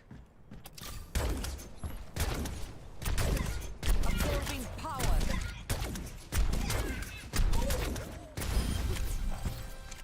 All right, Bamato. Here. I mean, here is at soldier. So code and rank. Let's get. I am powerful. Are you doing VOD reviews today? Yes, I do. Огонь по готовности. Diamond 5, soldier Diamond 5. Let's get to it. Let's make it happen. Let's make some ranking app happen in here. Whoop, whoop, whoop.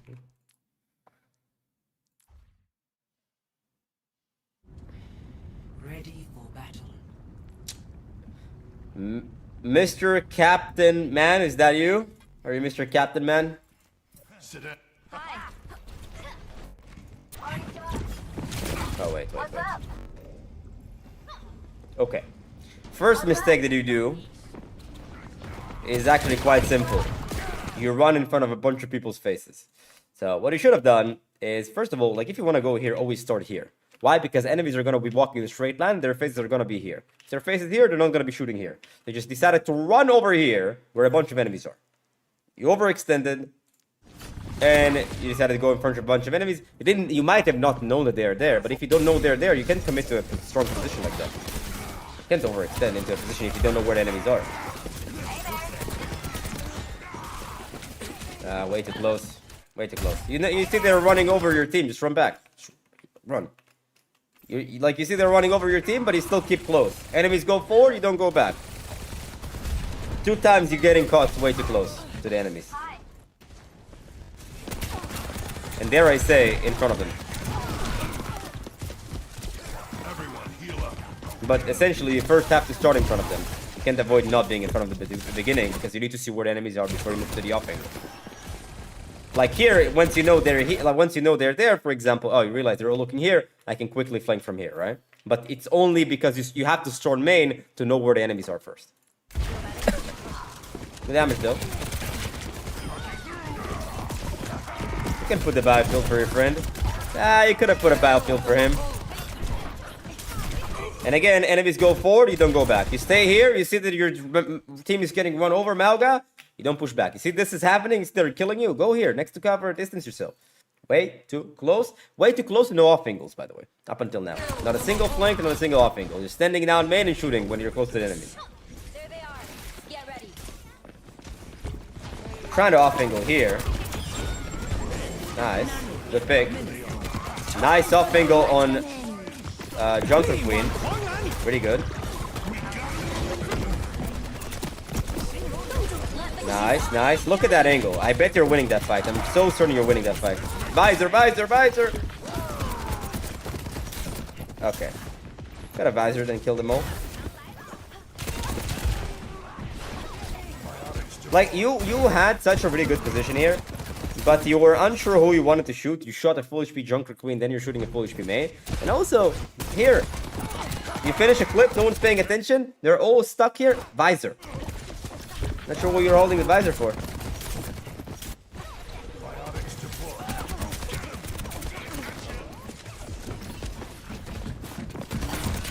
A really, really, really bad play here, Bamato. Really bad play here. You see that they're all fighting in a room. Your Mauga is here. They're all looking at your Mauga. You can't walk in front of people's faces like that. Here, boom, you pop here, they all die. If you just pop here and shoot a Helix Rocket, they probably die. Yes, Mei will try to fight and wall you, but you just pop a Helix Rocket, Mei is chasing you, just run away. But you are walking in front of the enemy's faces. Why the fight was won? Why would the fight be won here? Why? What made you believe that you won the fight there?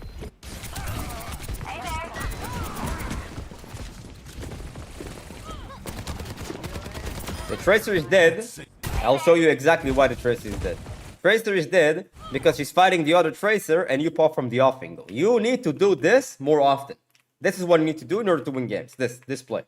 Not standing here. Tracer's looking here, let me try to catch. Backline is looking here, let me try to catch. Let me try to catch people that are not paying attention. So off angle and flank way more often. In Malgo ult, no one died in Malgo ult. So how could he win?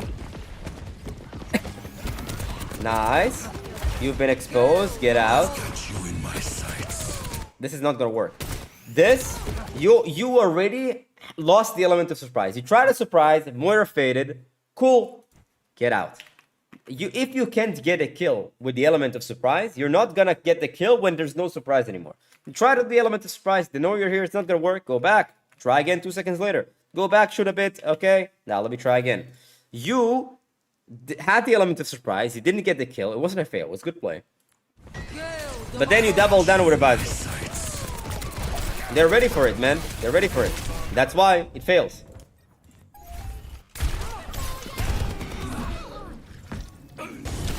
So, the reason why you lost this game is number one, not enough flanks, not enough off angles. You were way too close to the enemies, and you're constantly in their face, which kind of like no off angles and flanks.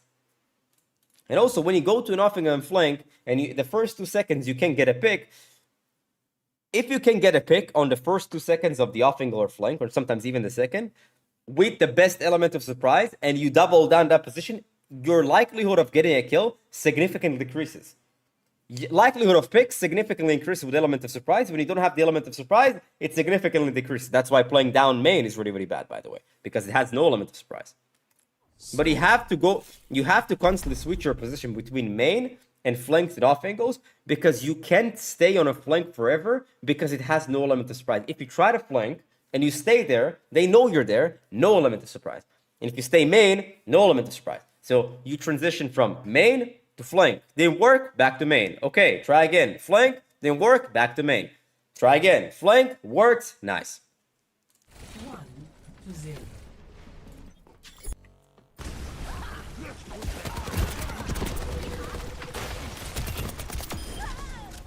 May wasn't paying attention. He did a bunch of damage. Good job. We're way too kind of close to the enemies here, but I'm okay with that, you know? I don't mind you to be, like, getting close to the enemies if they don't pay attention. Like, right... Great! Look at that! Look at that, Bamaro. Look. You were main. They think you're main. They were fighting you main a second ago. 1 second later, you're, like, from the side. Boom. Wuyang is like, oh. Oh, I didn't know he's there. Well, of course he can't know he's there because he just saw you a second ago in main. That's what I'm talking about. Main, flank, back to main. Why? Because look what happens when you stay in the flank.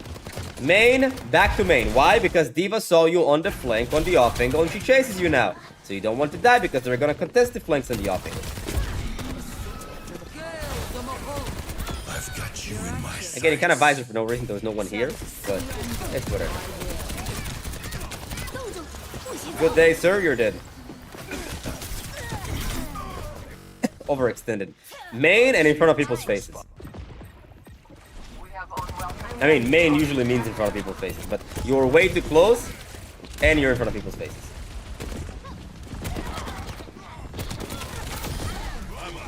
Here, you're gonna surprise someone. Look, look. Good job. Good job. Wuyang is dead. Why? Off angle. Wuyang is like, oh, Mauga in my face. I'm looking at Mauga. Boom, you pop from the side. He's not paying attention. You got him. Now, on the other hand, the D.Va is doing the same to you.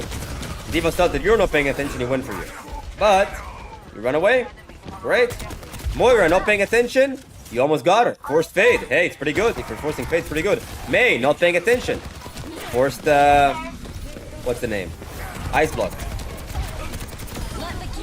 Why is Moira dead? Because she has no fade. But you're staying here too long. You need to run away and stabilize. You have the beacon. You have the E. Let's go. Let's go. You're getting healed. See, now you go into a position where you're in front of everybody's face. That's why you lose. 150 HP. But at least you run away. Good job. This was way better. This was a really good fight, Romero. This was a really good fight by you. You see what happens when you constantly switch angle and surprise the enemies and attack from where they're not looking? Main, off angle. Run away because they're contesting. Back to main. Boom, off angle again. You always try to go into positions where people don't pay attention. This is really, really good. Almost died because... pick the white. Nice. Now it's time to go right at our left side. Shoddy, thank you so much for the prime. 4 months, man. I really appreciate it. Here you can stay main because you guys are kind of running them over. You're ignoring an Ashe that he's shooting at you, but alright. Visor this guy. Alright, so no matter what did we learn is that you tend to very rarely flank and off-angle, and when you do, it works really, really well. So start off-angling and flanking on a more consistent basis. And more importantly, if you flank an off-angle and you see that they see you, they're turning around, just get out. Get out. Get out, try again later. Start main, figure out where the enemies are. Oh, they're here, I can flank from there, take the flank. Shoot, shoot, shoot. Oh, they see me, they're chasing me. Get out. Back to main. Okay? Shoot, shoot, shoot. Oh, again, they don't see me, they're not paying attention. Let me flank, you know? Try to look for any opportunity enemies don't pay attention and flank, but he can't always be on the flank 24/7 because then they're going to expect it. So switch. Main, flank, main, off angle, main, off angle. Always switch it up. Outside of that, pretty good job. Wazowski, thank you to 5 gifted. He's sending me a hero, rank, and code, man.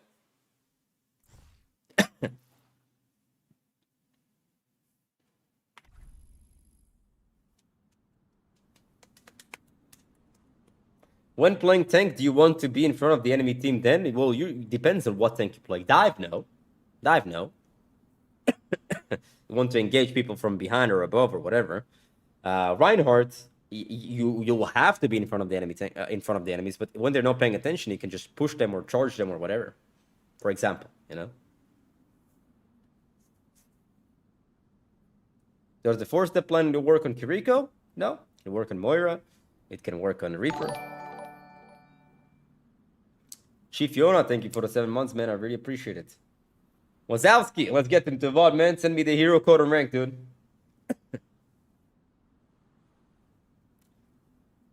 Malga seems to be a lot of main in front of the other enemy team. Yes, because Malga is not as mobile as other characters in tank.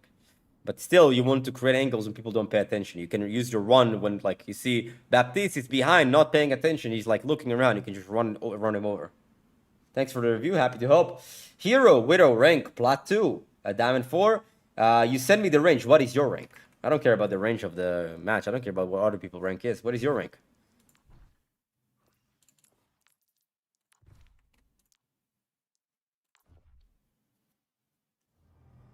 Ready for battle. Thanks for the VOD.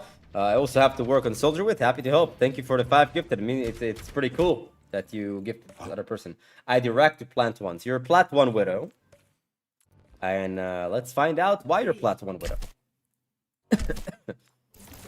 The bloodshed You didn't hit the grapple shot. Vote is over. Yeah, I just hit grapple shots, dude. Just kidding.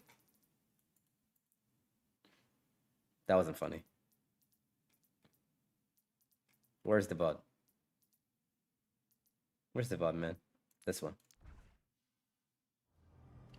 Ready for battle. Alright. Let's actually see what's up here. You tried a grapple shot, pretty standard, right? And now you're just holding your scope, looking at a wall. You can help. You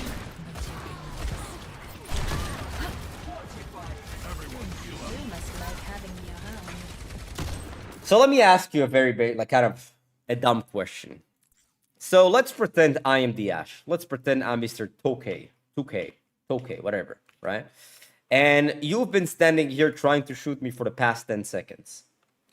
Would you say it's going to be very easy for me to not die to you if I know you're there? Wazowski. Do you think it's very easy to dodge you and not die to you if I know you're there?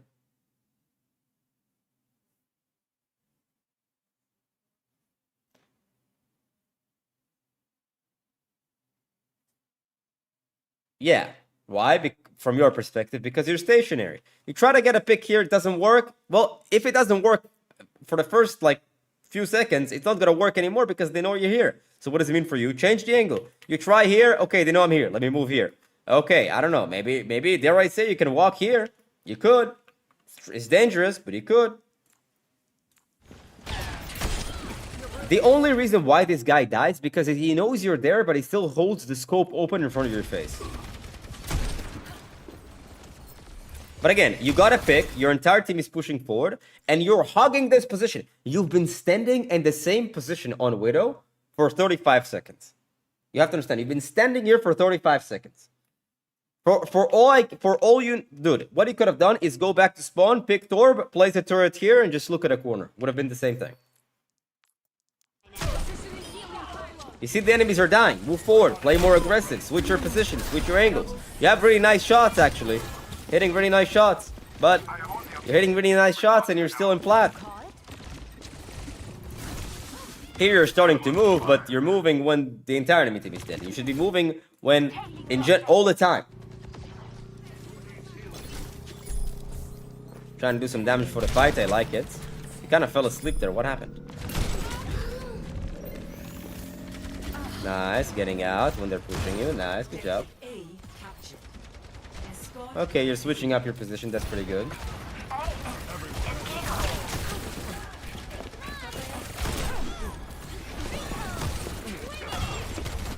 I mean, look, if you're trying to hit the scope shots in front of your face on a tracer and you realize she's in front of your face, just go SMG mode. You don't have to always try to hit the scope shot. Just SMG mode here.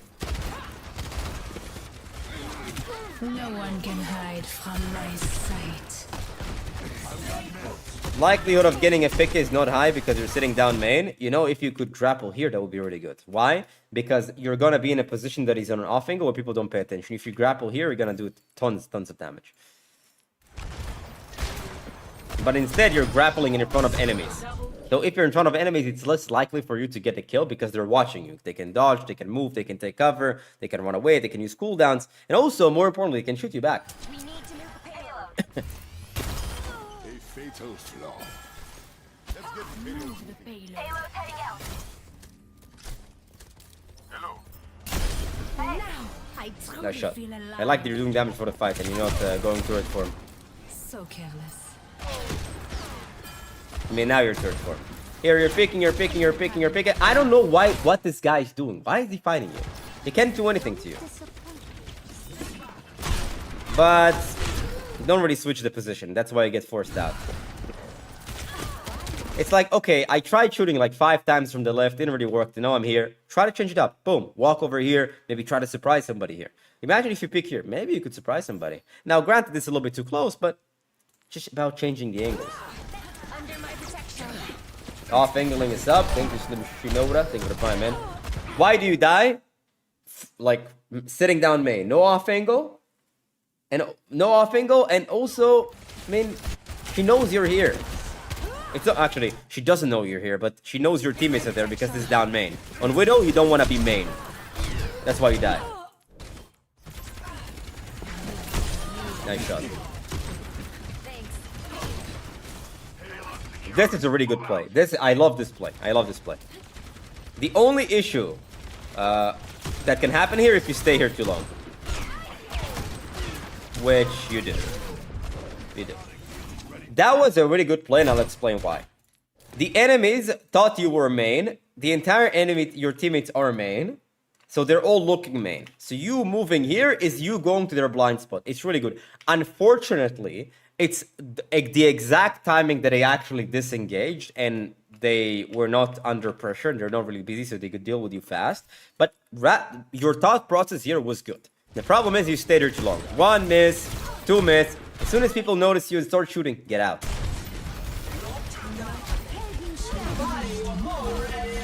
Spending a lot of time looking at a wall, people are fighting and not shooting.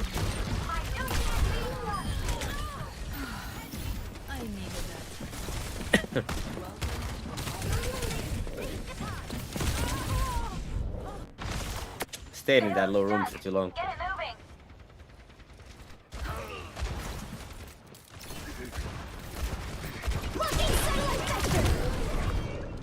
They outnumber us. Watch out.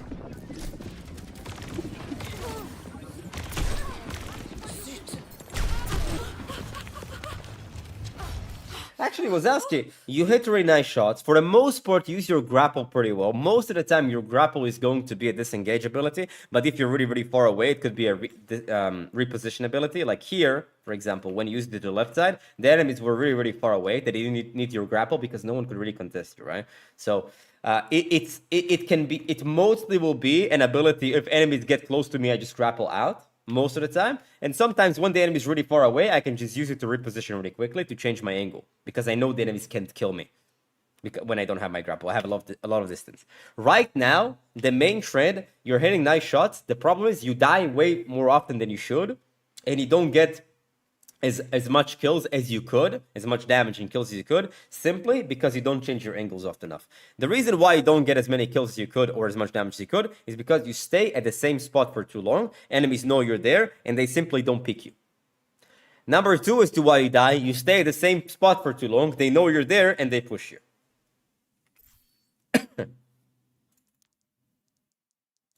So let's see if you're actually changing up the angles. I mean, sometimes you do, and when you do, it looks pretty good. But a lot of times when you do go to the off angle and you shoot at enemies from a position that you don't pay attention to, you stay there too long. Like you shoot, you try to get the kill, brute force your kill. Like, dude, if you try to surprise the enemies and you shoot a couple times and now they see you, don't try to brute force your way in, right? Don't try to brute force and stay until I get a kill. I know, just switch up the angle.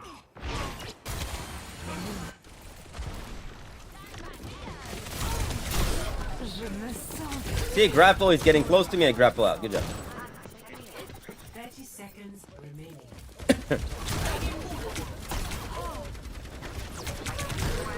Here, why do you lose 200 HP? Because you keep picking the same angle that Orisa is shooting. Orisa is shooting at you over here the entire time. Don't stay here. Walk over here. Maybe grapple shot from here. Walk over here. Try to see if you can find an angle. Rotate over here. But you're just like standing at the same spot that people are just shooting at you at. You've been staying here forever. You just hug positions forever. So, Wazowski, what did you learn? It's actually pretty straightforward. Nice shots. Grapple good for the most part. But you're way too stationary. You need to start switching your angles way more often. Way more often. I'm here. Boom. They shoot. They see me. Okay. Try here.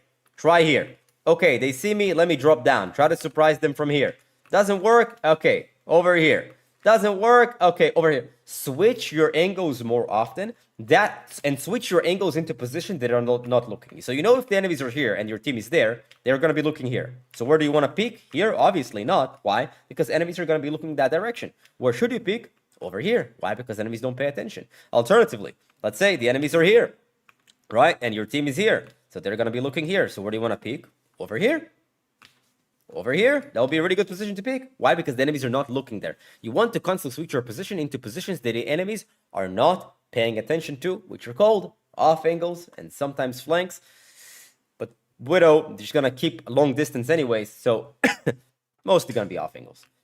And number two, which is again the same thing, if you are in a position and you're shooting and the enemies do pay attention to you, don't be greedy. Move. Don't let them kill you. You try to kill from an offing, you're not always going to hit your shots, and that's okay. That's fine. That's okay. Shoot. Here. Enemies are not Tracer is here. Looking ahead. You're here peeking. You shoot, you miss a Tracer. Tracer now turns around. Don't stay and try to kill Tracer. Run away and try again later. Alright?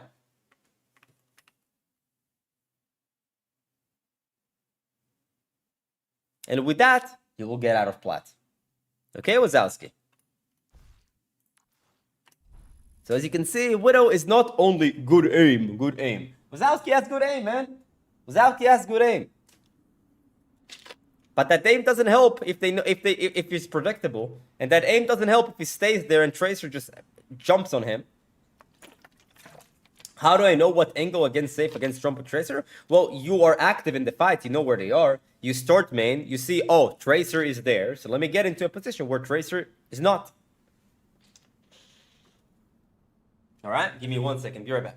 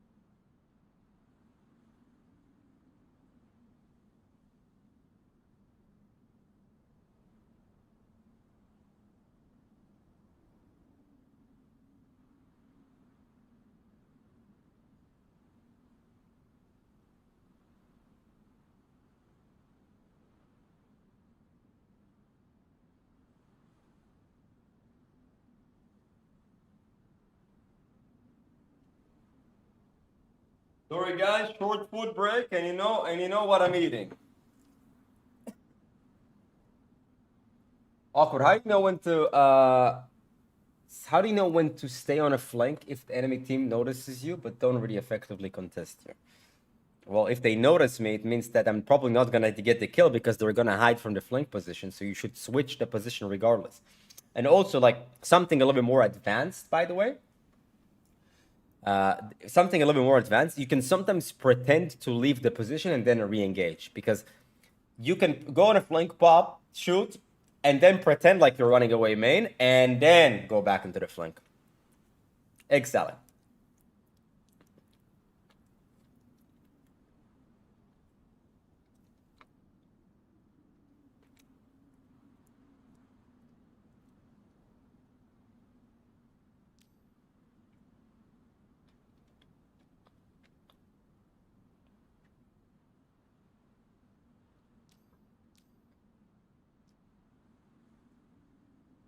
Don't forget to wash your teeth. Why? Is there something in it?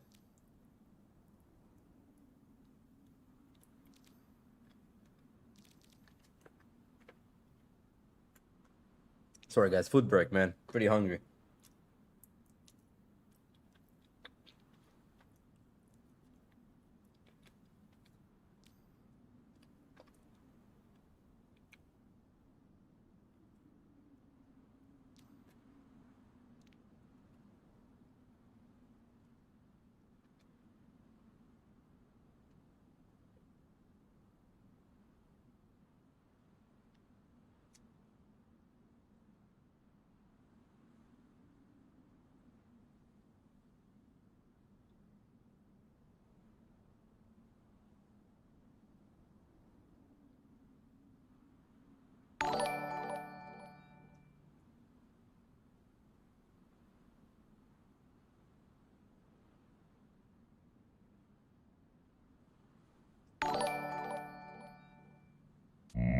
Monster kill, kill, kill.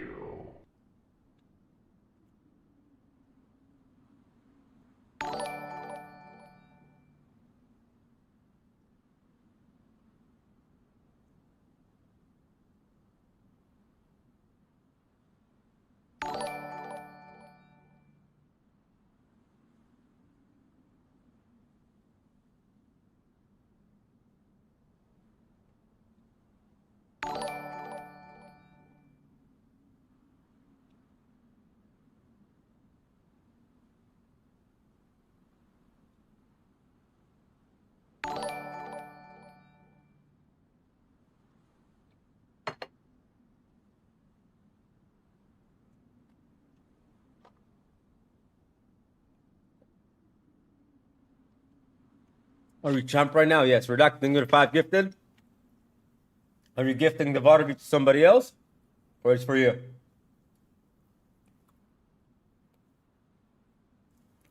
Pick a random viewer who wants a VOD of you. Who wants a VOD of you that didn't receive it yet? What heroes?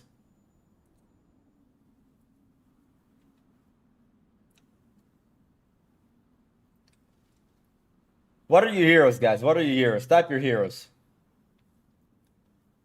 Probably gonna do something that we didn't really do often.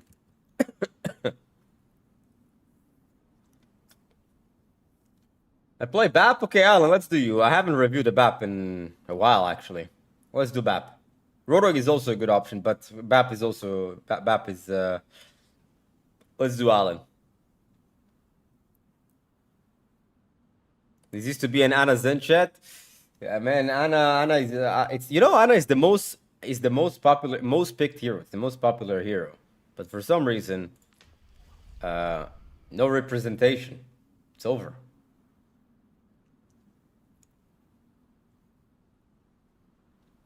Alan, you there? I need a code. I need a rank. Code and rank. You play BAP, but code and rank.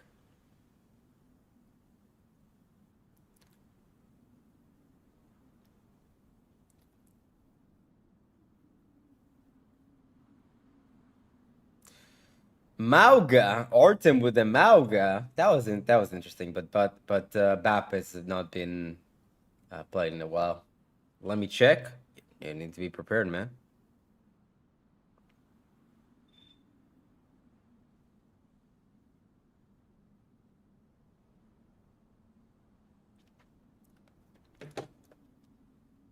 W redacted, facts, everybody. W redacted for the gifted. He wants to support the people and get them into a VOD review. The last game I played was in GM1 Open Queue. Is that okay? Yes. Send it over. Send it over.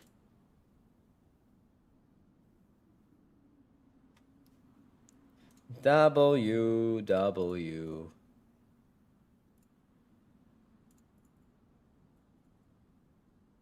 About a Rankup Academy VOD reviews to when the subscription started, is it before the subscription ends? Whenever you want in the subscription. You can do it at the start, you can do it at the end. Whatever you choose. Whatever is comfortable for you.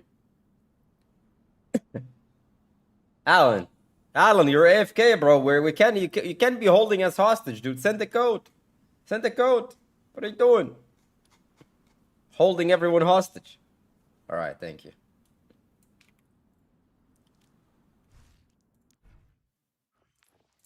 Let's go. BAP GM1 open queue. So it's like silver for roll queue. BAP silver for roll queue. Ready for battle. Just kidding. Let's see what's going on.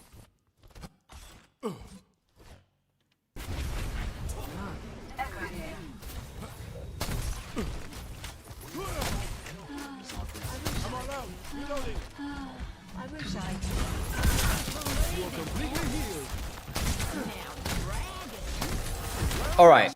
Generally speaking, like I can already tell that you are playing more passive than you should. You want to know why? Because as soon as you walk out of the choke, you go hide in a corner. Go hide in the corner. Yeah, but you know, just check where they are. Just check where they are. Flick shift a little bit too early, but that's okay. I like the shooting there on Mr. Nice lamp. Your Zen left the lamp. You're way too far forward because yeah, wow. That was all over the place. Look, this was lamp was good, whatever. As soon as you see they're all, if you see that they're all surrounding you, what you should be doing is try to get away as far as possible away from the enemies to figure out what the hell is going on. And the only option for you to do that was simply jump here. But what did you do? Start panic freaking out, running to the middle of the point in front of 4 people. In front of 4 people, just 5. All you have to do is just jump. Okay, let me chill. Let me just get away from everyone. Let me chill. But instead, you just panic run into an open space.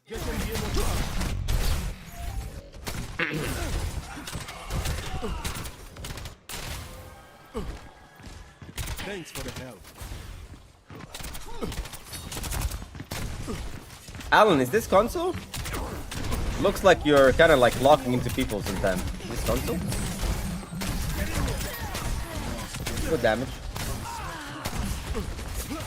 What rank is this? GM1 open queue. Console, yeah. GM1 open queue console.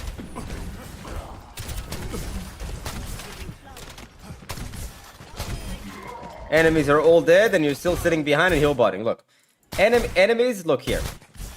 Reaper's dead. Whatever, Roadhog is dead. Walk forward, jump here. Let me contest everybody. They're all dead. Let me just kill them all. Right now, you're just kind of chilling behind your team the entire time. You do some damage here and there. I definitely can see the damage. Yeah, definitely can see the damage. But I like to see more meaningful damage than just sit behind your Roadhog and shoot at the enemy Roadhog. Get what I'm saying? Here, instead of sitting here and healing your full HP Roadhog, walk over here, start shooting a bit. Jump up, start shooting a bit. Why are you hiding in a corner healing your full HP Roadhog? Go help him with the damage. Go contribute a little bit with the damage. Super passive. Here is good. This is good. Should have done this like 5 seconds ago. But then you do it for half a second, then you run away. That was a nice window. That was not a bad window. I like that. But again, there's no damage here. Nobody needs healing. What do? Let me walk over here. Why? Because I heard people walk over here. Go where the damage is. Alan, go where the damage is. Lamp in an open space. Should have put it around the corner. Here, they cannot destroy it. Here, they can destroy it.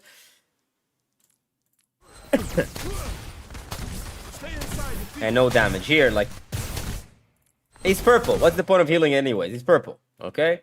Instead, he should have been here. Boom. Over here. Jump. Apply pressure. Dare I say over here. Jump. Apply pressure. Playing way too passive, Alan. You're just... All of your damage comes from you sitting behind your tank and shooting at the enemy tank. No off angles at all. Your shifts are people that are... Like, your shifts are way too early. People are full HP. Here, sitting behind your tank. Sitting behind your tank. Sitting behind your tank. Sitting behind your tank. Sitting behind your tank. Sitting behind your tank.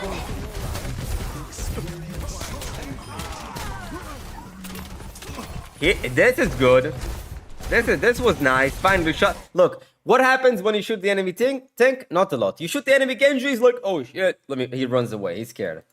That's value. Shoot the Genji down. Who is that guy? Kill him. Here we go. See what I mean? Preemptive lamp. Panic lamp. That was nice. Shoot Genji one time. Tons of value. Shoot Roadhog 24/7. Alright, value. Where's the damage, Alan? Where's the damage? Looking for the damage, Alan. What are we waiting for? Now you see me? Now you don't. Why are we hugging our tanks all the time, Alan? This is a very, very far away position. You have virtually no damage from this position. It has so much damage fall off.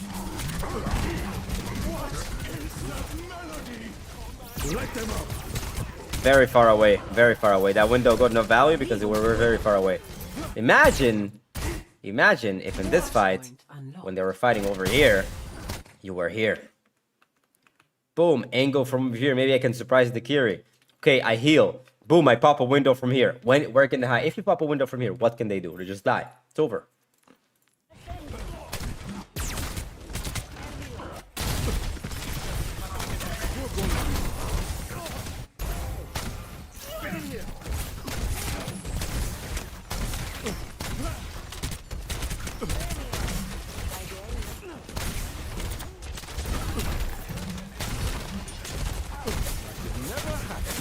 Rank GM1, open queue, console. I'm the cream of the crop. Healing, I get it, but over here, jump up, damage. Need to see some damage, Alan. Is there, let's see, let me show that you don't, doesn't matter where we go in the VOD. Sitting behind your tank, no off angles, damage, and also there's another issue. You are way too panicky with your shifts and lamp. Your shift works best when people are below half HP. Your lamp obviously needs to go around corners where the enemies cannot destroy them, when your teammates will actually die. Sometimes throw them preemptively. Like, there's no point to click shift here. All you have to do is just click heal 2 times. And now you can take a proper fight because you will have your shift. Because you don't have your shift. Okay. Healing. Window for main. I'm sure you're gonna window now. Might not need. Yep. That window was okay, but you were still too far away.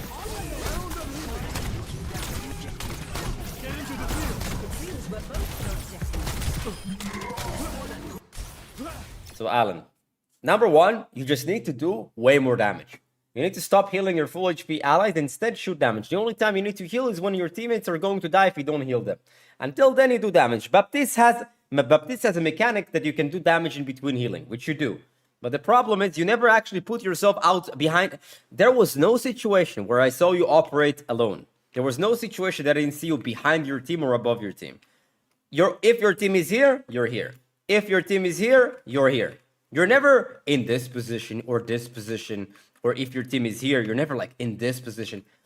I want to see more off angles and more flanks and more. But I'm okay with being by myself. Okay, you have a lamp, you have your shift, you're all good. It's very difficult to kill a BAP sometimes. Okay, number 1, more damage overall.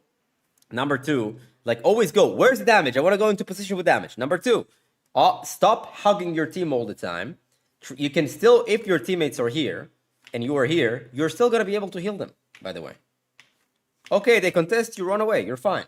More off angles and more flanks.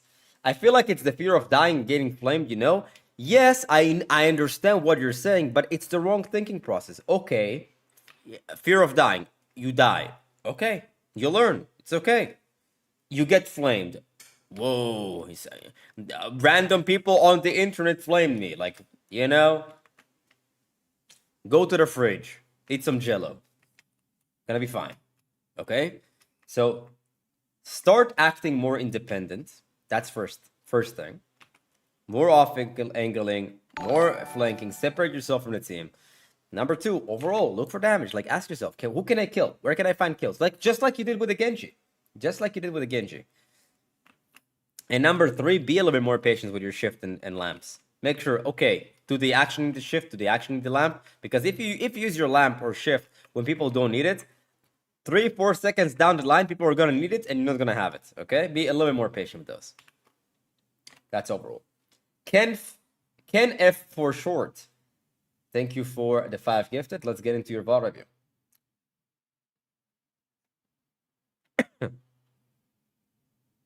Diamond for Echo. All right, let's see it. See it, man. Of course, Alan, man.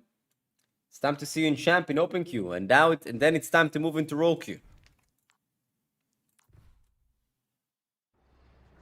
Ready for battle.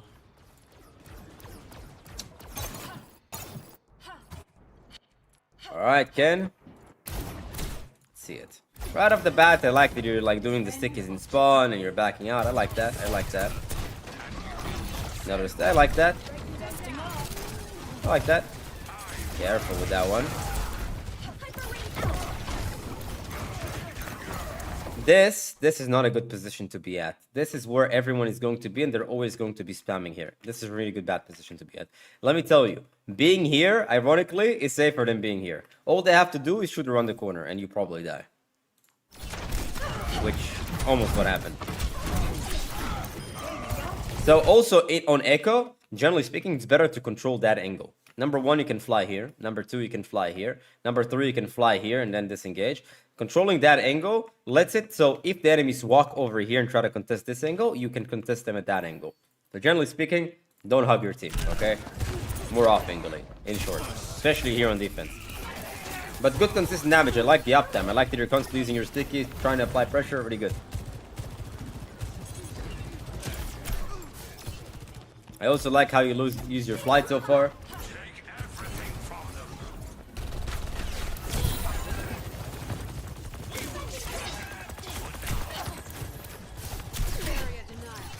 See, this problem, the problem with standing on the left is that they can just go, when you play in this position, the enemies can literally just walk through here. It's a big problem. Now they're having a hard time walking to this position because your tank is actually pretty smart and is moving into that position. Like he's holding that position, but you should be holding that position. You should be holding the off angle, in short.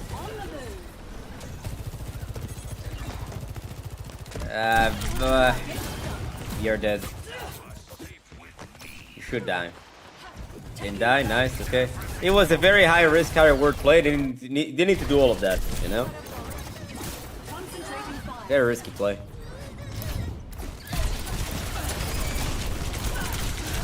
You could have just kept the right angle. Like they couldn't really pass to the choke. They're just stuck at the choke. They need to really make a play. You could have also contested the ball point because your Ramatra was holding 3 people in the main.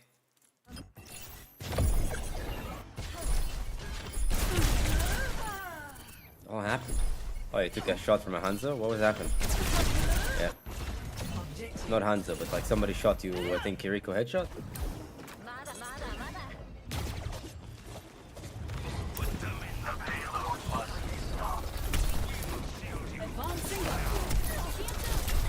You know something? I want this is actually quite important. The play that you made here, Ken, the play that you made here, what you did here, the play you made here, and kind of try to attack them when they weren't paying attention. This is something you should be doing way more often without using your flight. So, for example, here they're trying to push to the choke. They go here, whatever. They manage to go through the choke. What you can do is, like, if you hold that position, you simply drop down on them when they cross, try to kill them, and then use your flight to disengage. I'd like you to make more of these assassination plays way more often. The problem right now is that you are applying consistent pressure, but it's still not in a position that you're gonna get picks. You see, like you're in front of Soj. You are always where the enemies are looking. Way too close to your team. Like if you're here on the right side, hiding for a second, let the enemies walk by, boom. Full stickies on this guy, you maybe kill him. Worst case scenario, just use your flight to disengage. You see, like, you made that play, and you flew in front of her face, but if somebody were to dive you now, you don't have a flight, so you're forced to use your ult.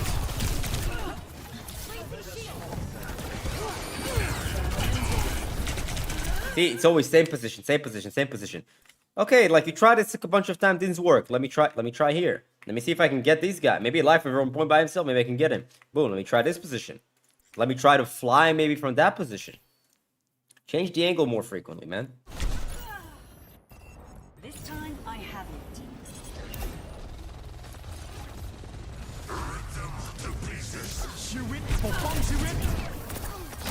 Also, when you have your ult in the mid fights, you can play way more aggressive.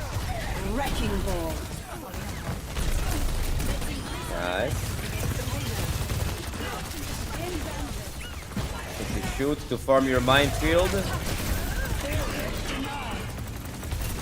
forgot to use your grapple and all the other stuff. Oh my god. You know, Brig saved your life right now. That shot was meant for you. I like how you pushed. They weren't paying attention. Almost a kill, but overextended. You could have done the same thing while hugging the cover here. Dude. Could have done the same thing instead of being here. Hug the cover here a little bit more, so you don't overextend. So you can actually use the cover if they shoot you back. Nice try to surprise, but overextended. Repositioning.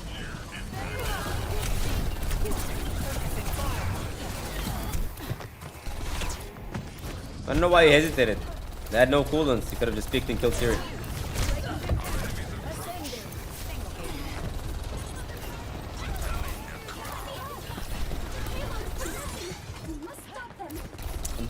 You are, while it looks like you're trying to off angling by flying, your off angles by flying is still in direct line of sight of where they're looking. What I mean by that is that when the enemy team is standing here and you fly here, technically it's an off angle, but they still see you. But on the other hand, if the enemies are here and you attack them from here, they don't see you on the screen. You can drop down, try to sticky, fly back up.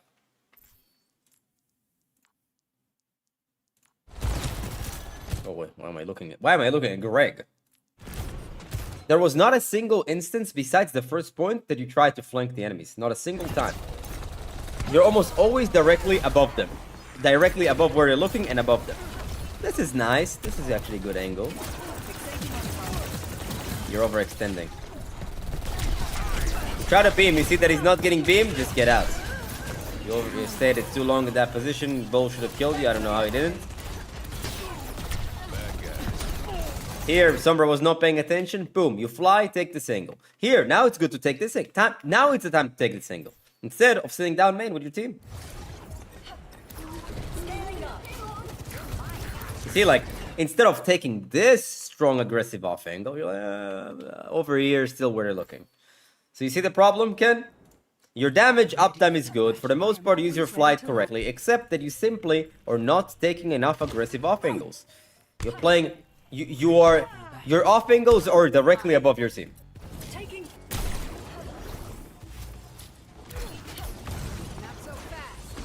Whoa, whoa, whoa, whoa, whoa, whoa, whoa, whoa, whoa, whoa, whoa.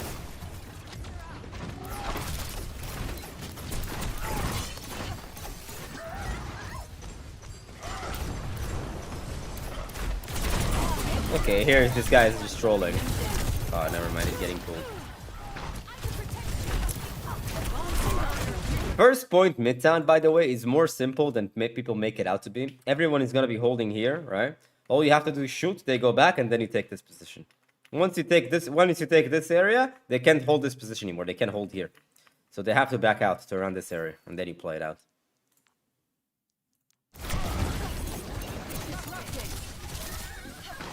Here, they gave you the space, you take the space. Here, oh, here, you see the Ryan's backing out? Whoop! Here you go, Symmetra, hello. You're dead. But you're, like, they gave you the space and you're chilling. He gave you the space, you flew in front of them, like kind of not in front of them, but he flew high. All you had to do is just simply walk. I don't know why you decided to fly here. Just walk here, take this place, you're gonna be fine.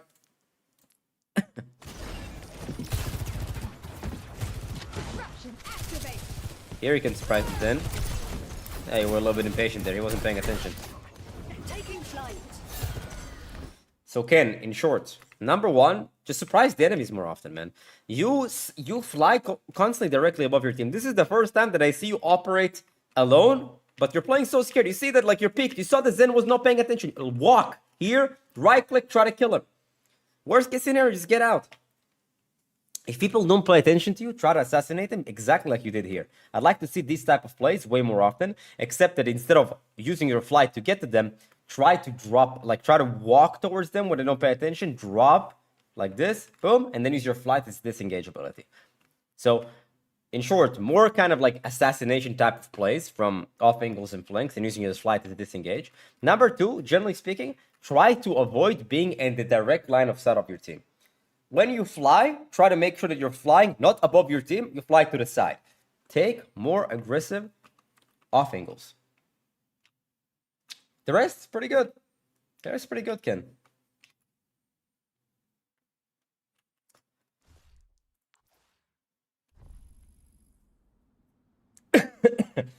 How do I submit replays? Is it Discord or something? I like to be reviewed. It's 5 gifted, but for the day, the queue is closed, guys. Unfortunately, the stream today is going to be shorter than normal.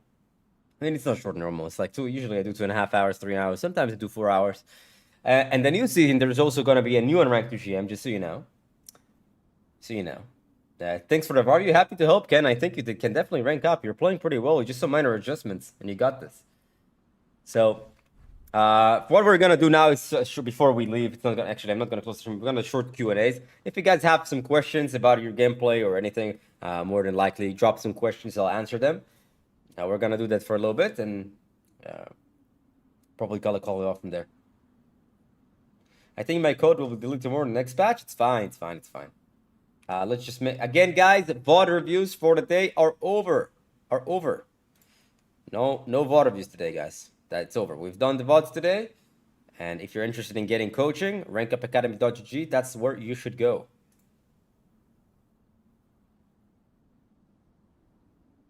One second.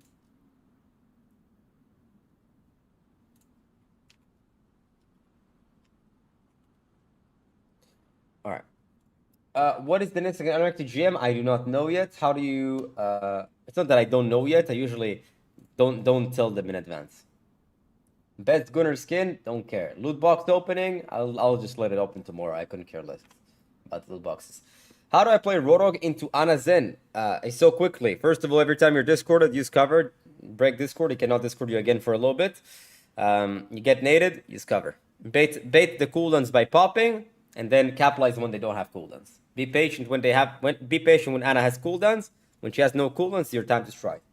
Discord is actually pretty easy to avoid. Break line of sight. Do you take requests for next rank to GM? No. What to do when playing tank and teammates don't push with you? It means that you're pushing at the wrong time if they don't push with you. Can I just one trick Genji? He's fun? Yes. Loot boxes will be opened automatically tomorrow. Why not open them now? Can you open all loot boxes? Let's just open all loot boxes. Who cares? Alright, if they're gonna open tomorrow anyways. Here we go. Boom. Open all loot boxes. Boom, boom, boom. Whoa. Wow. Exciting, guys. Real cool. Whoa. Wow. Blizzard, you killed it. We are so back. Anyways.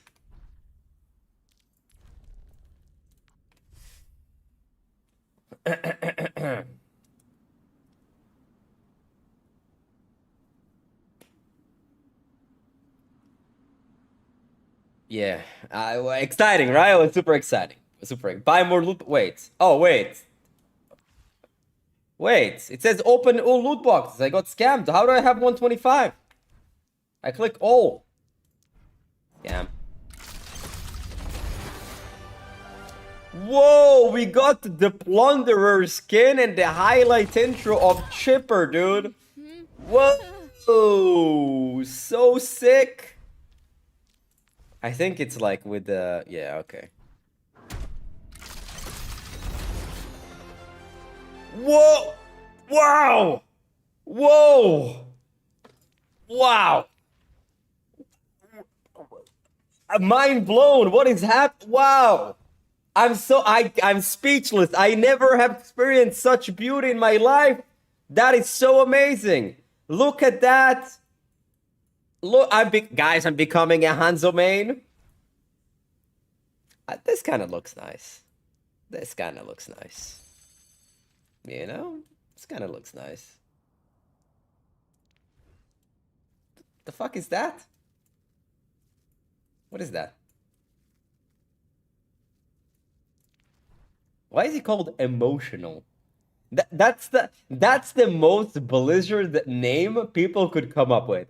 Reaper, villain, badass, emotional. No. The fuck is that? Let's just put it on. Just because I'm emotional like that. Masked man. You know that's an old skin. It's a full. No, it's not. Is it the old skin? I don't remember. So sick, dude. So sick. Wow. I mean, you know, I could maybe be. You know, how I would be maybe excited if I actually could see the skin. If I could actually see the skin when I'm playing, I would maybe be excited. You know. But I can't. It's like, yeah, I have a really cool soldier skin, right? But become a stadium player. I think that's why they made it, man. Look, I opened the loot boxes. I have the cool skin and soldier, but I can't see shit. Every soldier needs a cause. You're going home in a... I mean, I guess if you do this.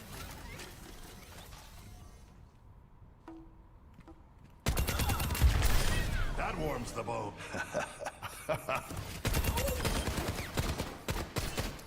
Yo, Twitch scammed me for 5 gifts. There are no water views in the moment, but I didn't see you gift any 5. I don't know how they scammed you. Some people pay for this. Look, whatever makes you happy, man. I'm not here to shit on people. If buying skins makes you happy, just buy the fucking skins. I don't care. For me, I don't give a fuck. Personally, I don't care about skins. I really don't care. Generally, I just don't care. I mean, some are cool, I'll use them, but I really, like, there's no...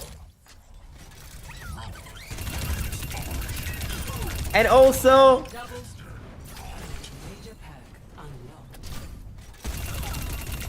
I don't want to give Blizzard money. Yeah, here I said it, I'll be honest.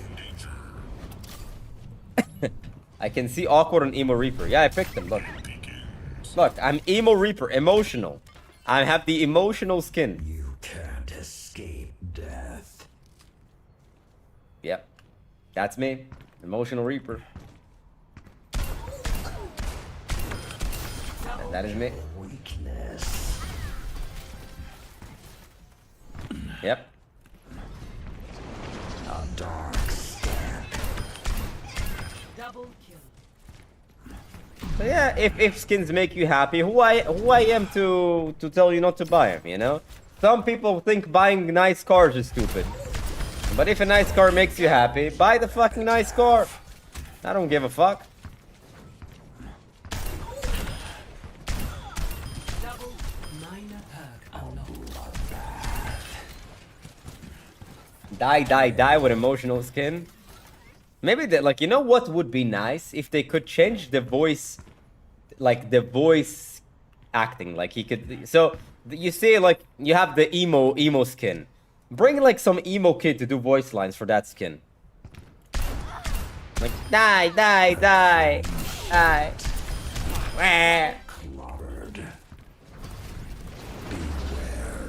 I came from Rivals to Overwatch. This game is a lot less stressful and toxic. I don't think games should be that stressful to you, man. The worst thing can happen in a game is for you to see the defeat screen. It's not that big of a deal. And toxic, yeah, but it is what it is, man. People on the internet, they shouldn't really care what they say too much.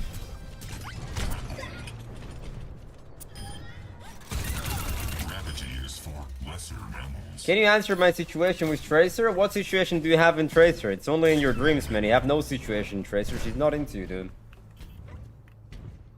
Nah, I'm kidding. Okay. As a new Tracer player, I always get less damage than my team, even though I'm shooting a lot, and I feel like her damage less than other characters like Reaper. And you would be correct. Tracer has less overall damage, and damage should not be compared between characters. It should be compared between the same character. So if enemy Tracer has 10k damage, and you have 5k damage, right? 5k damage, yeah, that means that you have low damage. Robo Fun, I appreciate the 5 gifted, man, but the VOD reviews for the day is over. So what we're gonna do, if you're interested in the VOD review, it's gonna be on next stream, okay?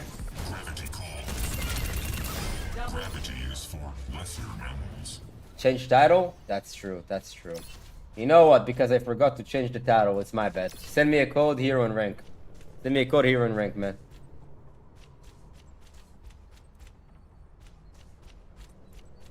It's my bad. I didn't change the title. I don't blame people for not paying attention. Roma, you there? Roma, you there? Alright, Diamond 2, what hero, dude? Rank Diamond 2, what hero? Let's do it. Let's do it. There's no harm in doing one extra VOD, right? Kree, okay. Alright, let's do it. Of course, of course. Ready for It's very kind you did that. That's kind of my job, man. Okay, which one are you? Said, you said Kree? I don't see Kree. ready for battle. Where's Kree? Hello? Did I get scammed, Roma? Playing right? I'm playing rank. Have fun, man. How do you have so many Overwatch coins? When I played Overwatch 1, I actually didn't open a single loot box. I had thousands of loot boxes. And when Overwatch 2 came out, they took away all my loot boxes. They just opened them, and I got a bunch of credits for it. Oh, skip first minute. My nick is fun. Okay, I see it. So this is where you swap, yeah? Okay. Have you watched my ranked GM on Cassidy, by the way, Roma? Just out of curiosity. Nice shots. Nice shots, but what is the issue with shooting from here, you think?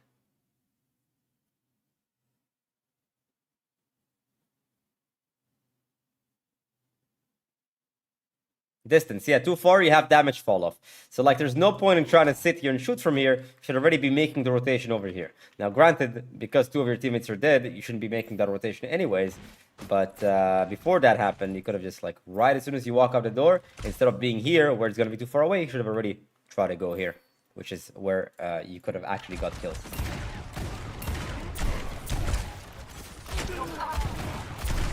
Serious, shooting Ashe, you barely lost any health, even though you're hitting the shots.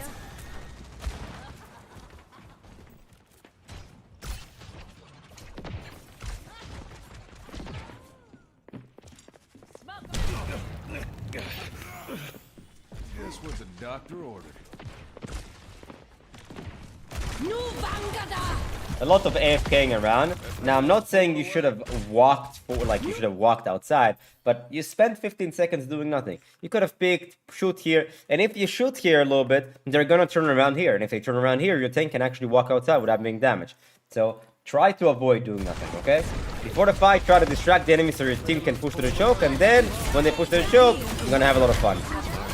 Way too far forward, you overextended. Good Juno kill, but you didn't have to walk in front of the entire enemy team like that to do that. This is way too gritty. Yes, you got a kill, but you die for it. Not worth it.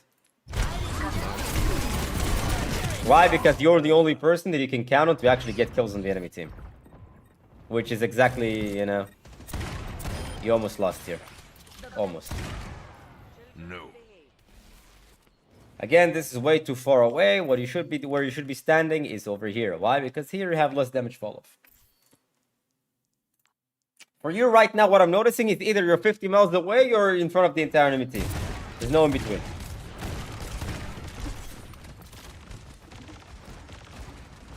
And you have a lot of downtime. You spend a lot of time not shooting. You see this guy's going primal and just looking at the staircase. You know, this reminds me of these movies where, like, of these horror movies where the main character is, like, opening the basement and he sees the stairs to his basement and the lights are flickering. And he just, like, stares there and he's like, do I walk down there? Do I walk down there? Well, for you, the answer is yes. Okay? Why? Because that's where the damage is.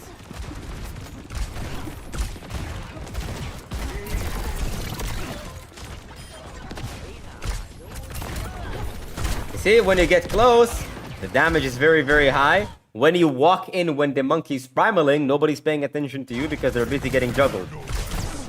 Nice, good job. I like that. Good job. Nice play here, but took you too long to engage. Probably too much damage. Hey.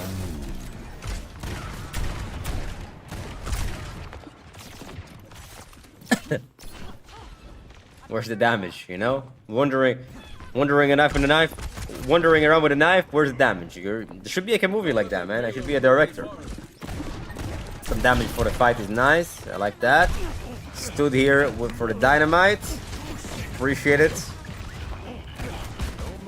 Here's a good time for you to go bridge. You stood here, good, rotating, nice, I like that. Like that. I don't think you know the Ashe is there, which I don't blame you because you couldn't see her. Nice, switching the angles, and then you spend a lot of time, again, doing nothing. Doing nothing. You have 175 HP, it's enough to shoot. You go here, Ashe knows you're there, okay, you back out, and then you just, again, you have a thing. You like staircases. Roma, you like staircases. You just look at the stairs. What are you looking at the stairs for, man? Over here, boom. If you walk over here, this kid is dead. Have a little bit too much downtime. You do a lot of walking, not a lot of shooting. The whole point of walking is so you can get into position so you can shoot.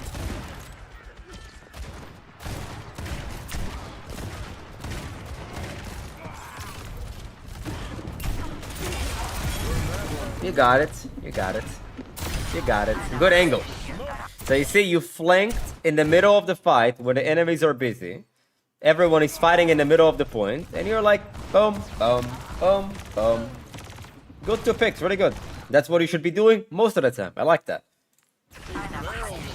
Granted, you were a little bit too far away, but you had to be more far away because this position, if they shoot, you just do this. This position, if they shoot, you're kind of fucked. I mean, you can go here, but, you know, you basically compromise a little bit of distance for way more safety. So it's worth it. And now again, we're back to being AFK. You drop down here, you realize there's nobody there. What do? Let me walk where people are. Boom, boom, boom, boom, anywhere. But you know, Roma, you like to chill a bit too much, man. Seems like there's no urgency with the damage. You see, even though you hit a nice headshot, very little damage from that distance. I'm not saying you shouldn't shoot, but try to get closer. Also, I think you've only used your flashbang 1 time, which means that you're not ever, like, you're rarely close to the enemies. And now you're just chilling, looking at your monkey. If your monkey is going in, what did we learn last time when monkey went in? When we focus off of the fact that the monkey is distracting from me, I can get a bunch of kills. But instead, you decide to be really, really far away and shoot from 50 miles away and actually not push. Said, boom, over here, this guy is dead. If you decide instead of like chilling here and looking at people 50 miles away and he walked over here, this Freya would probably be dead.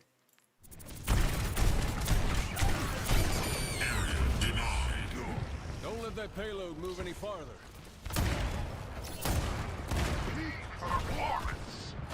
And now, they're looking for the damage.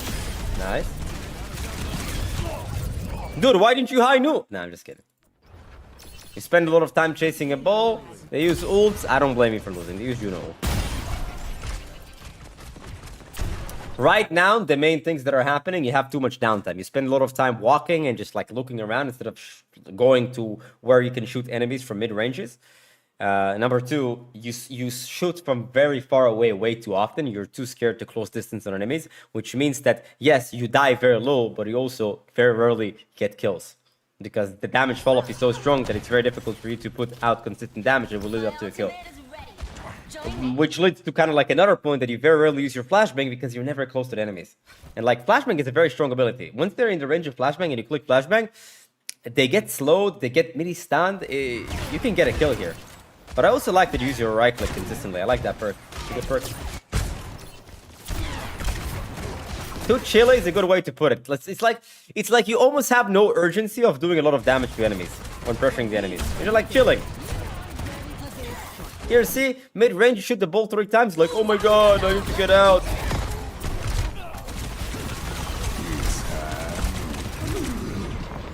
You know what? I don't hate that high noon. It was not a bad play. Got caught in open space, but whatever. At least I liked the aggression here. At least you were shooting. At least you were close to the enemies. Somewhat. It's not the best, but, you know. It's great. It was good. It was better than chilling at the back doing nothing. Now it's time to push, which I see that you're doing. Pretty good. Chasing, you're focusing on the ball a bit too much. Cool, you shoot the ball, you realize monkey jumps. It's time to go in. Freya should die here. Well, Moira died instead.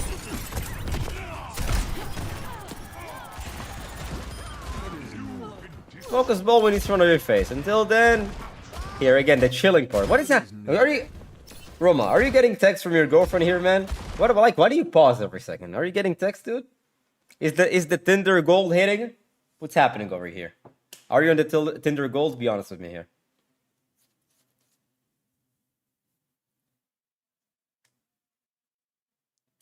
What's up with these pauses? Nice off angle. Off angle, they're not paying attention, mid-range. Mwah! Mwah! Love it. I would have loved for you to use a flashbang here on Ball, and he probably died as well. Look. If you use flashbang here on Ball, he dies. But I forgot. 30 seconds.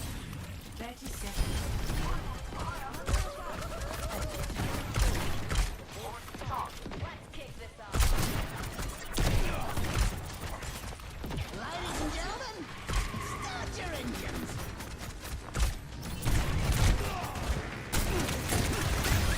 Oh my god. 10 seconds remaining. Yeah, that's way too aggressive. Way too aggressive. I don't hate it. I mean, I don't hate the fact that you're at the very least a grit. But, way too aggressive there. You just walk in front of a bunch of people in open space. So, Roma, what did you notice from the VOD? When do things work out in your favor? Quick question for Roma. When do things work out in your favor to the point that you're getting kills and winning fights? And when do things not happen in your favor? Or you either die or just you don't contribute much? I would like you to respond to that question.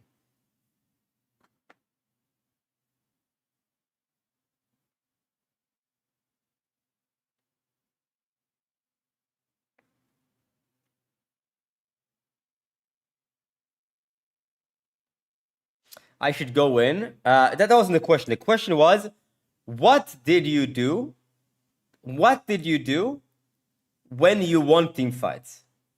What did you actually do in practice, in simple terms? You say, be closer to the enemies. Yes, that's one of them. Correct. You got a little bit closer to the enemies. Yes. Right. What else?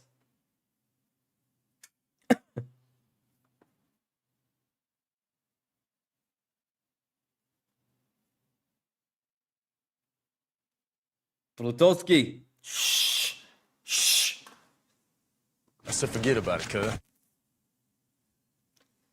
Using abilities off-angling. The general statement, but off-angling, yes, you're right. So things worked out really well when you off-angled the enemies instead of being down main.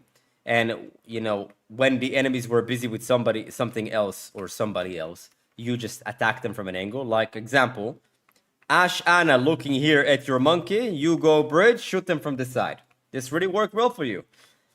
Monkey Primal over here, you walk over here, shoot, enemies die. They're not paying attention, you die. So when you're getting close to the enemies, especially when they're busy with something else, things really work out in your favor. When do things not work out in your favor? Is when you decide to AFK, shoot from 50 miles away, sit down main, okay? So what should you work on? Number one, have just more uptime, man. You are chilling way too often. You always need to ask yourself, not even the back of your mind, 360 of your mind. 360. If you're gonna do a brain scan, a CT scan on your brain, man, what comes out should be damage, damage, damage, damage, damage, damage, damage. You should be thinking about damage 24/7. I'm Cassidy, I want to do damage. Where can I go to shoot the enemies? Okay? That's the first thing. The second thing, because I want to do damage, I need to get closer to the enemies. Because closer to the enemies, more damage. Far away from the enemies, not a lot of damage. So it goes against the CT scan, the doctor recommendation. Dr. Awkward said that based off the CT scan, you need to do damage. So start closing distance on enemies, play more off angles, and generally always think about going to where the damage is. Don't just sit far away and let the enemies come to you. Try to always move around and try to surprise them. Okay, Roma? Boom, stamp of approval. Stamp of approval from Dr. Awkward. Not a real doctor, by the way. Don't sue me, okay? Perfect. This was a pretty fun stream. This was a pretty good stream. I enjoyed that. I enjoyed that one. I like doing VOD reviews, guys, you know? I like doing VOD reviews. I like teaching. I also like playing, but I like teaching more. Teaching is fun.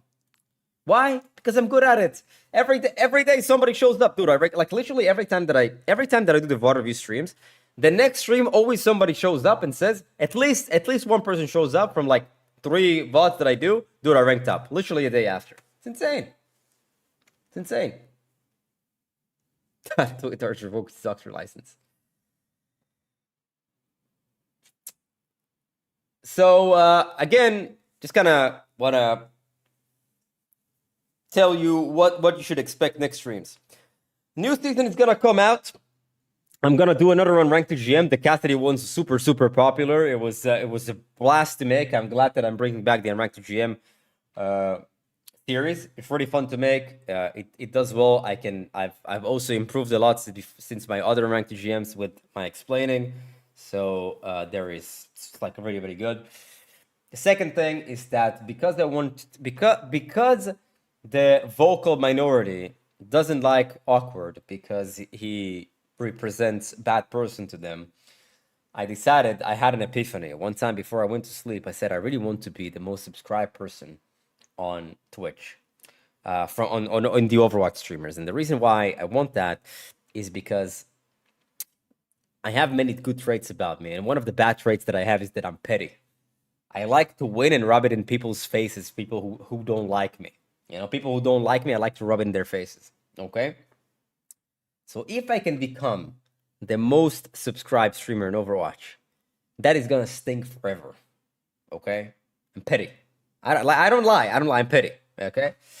But in order for me to become the most subscribed streamer, I understand that nothing comes free in life.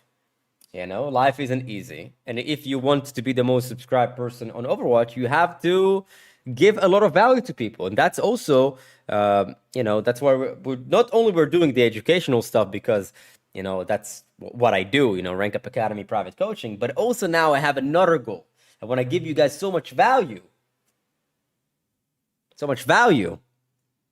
that you want to subscribe. You want to go on a mission. You want people to cry on Twitter. How is it possible that Awkward, the bad person that tells people to do damage and not swap characters, this bad person, how could he be the #1 subscriber on Twitch? So we're gonna do an Ranked GM. We're gonna do a bunch of VOD reviews. We're gonna do educational stuff like breaking down high elo players and how they utilize the fundamentals that I teach you guys to win games themselves on, just like we did with Gurkmeister's Junkrat yesterday. What hero? It's a secret. Blue Canary, thank you so much for the gifted sub. I really appreciate it. Supporting the mission, thank you so much. If you're interested in coaching, if you find value in the things that I do, aka my Ranked GMs, my streams, my VOD reviews, anything. If you found value and it really helped you, chances we can help more. Check out rankupacademy.gg, see what the people say about us. And there's also going to be a big upgrade in Rankup Academy. I've talked about this before. Very soon. Very soon. It's also like it's being finalized. It's getting close to getting done. We're trying to speed it as fast as possible to make sure that you guys do the cool stuff. Happy your people are home. Fun stream. Thank you so much. Yes, it definitely a relief that the hostages are back. It's very heartwarming, man. Nobody deserves to... Yeah. Anyways, guys. Join my Discord if you haven't already. Check out... By the way, thank you for the YouTube people as well. Like, when I talk about it, I hope that the people that are watching on YouTube don't think it's only for the people of Twitch. People on YouTube, you matter to me a lot. I talk to you, you know? I don't neglect you guys. You're also here. I like to respond to your questions. Do you have a list of viewers that are up for next in Ranked GM? I can't reveal my Ranked GM secret, man. I can't reveal my preparations. Any predictions for game balance tomorrow? No, but I'm very likely to stream tomorrow, so we're probably gonna check him out. Stream is over. Yes, Just That. How were your before you? How were your games after yesterday's VOD review? Just That. What happened? Can you say at least if Winston is in the next 5 on Ranked GMs? Should I tell Cropson if Winston is in the next 5 on Ranked GMs?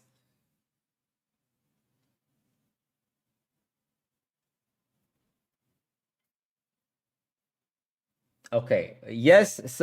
So one person said yes, one person said no. It's a 50-50. It's not looking good, man. It's over. I went up 1 tier. From yesterday's stream, you went up 1 tier. That's awesome. Good stuff. It's been working, yeah? Good job. Good job. I'm gonna go watch Captain and Rank to GM now. That's awesome. Question, do I host anybody? Let's see, who can I host here? Who's like a normal person?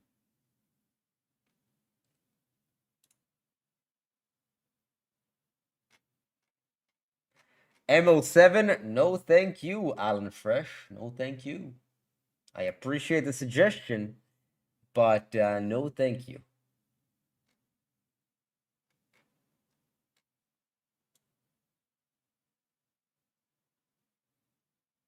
I don't see anybody online, actually.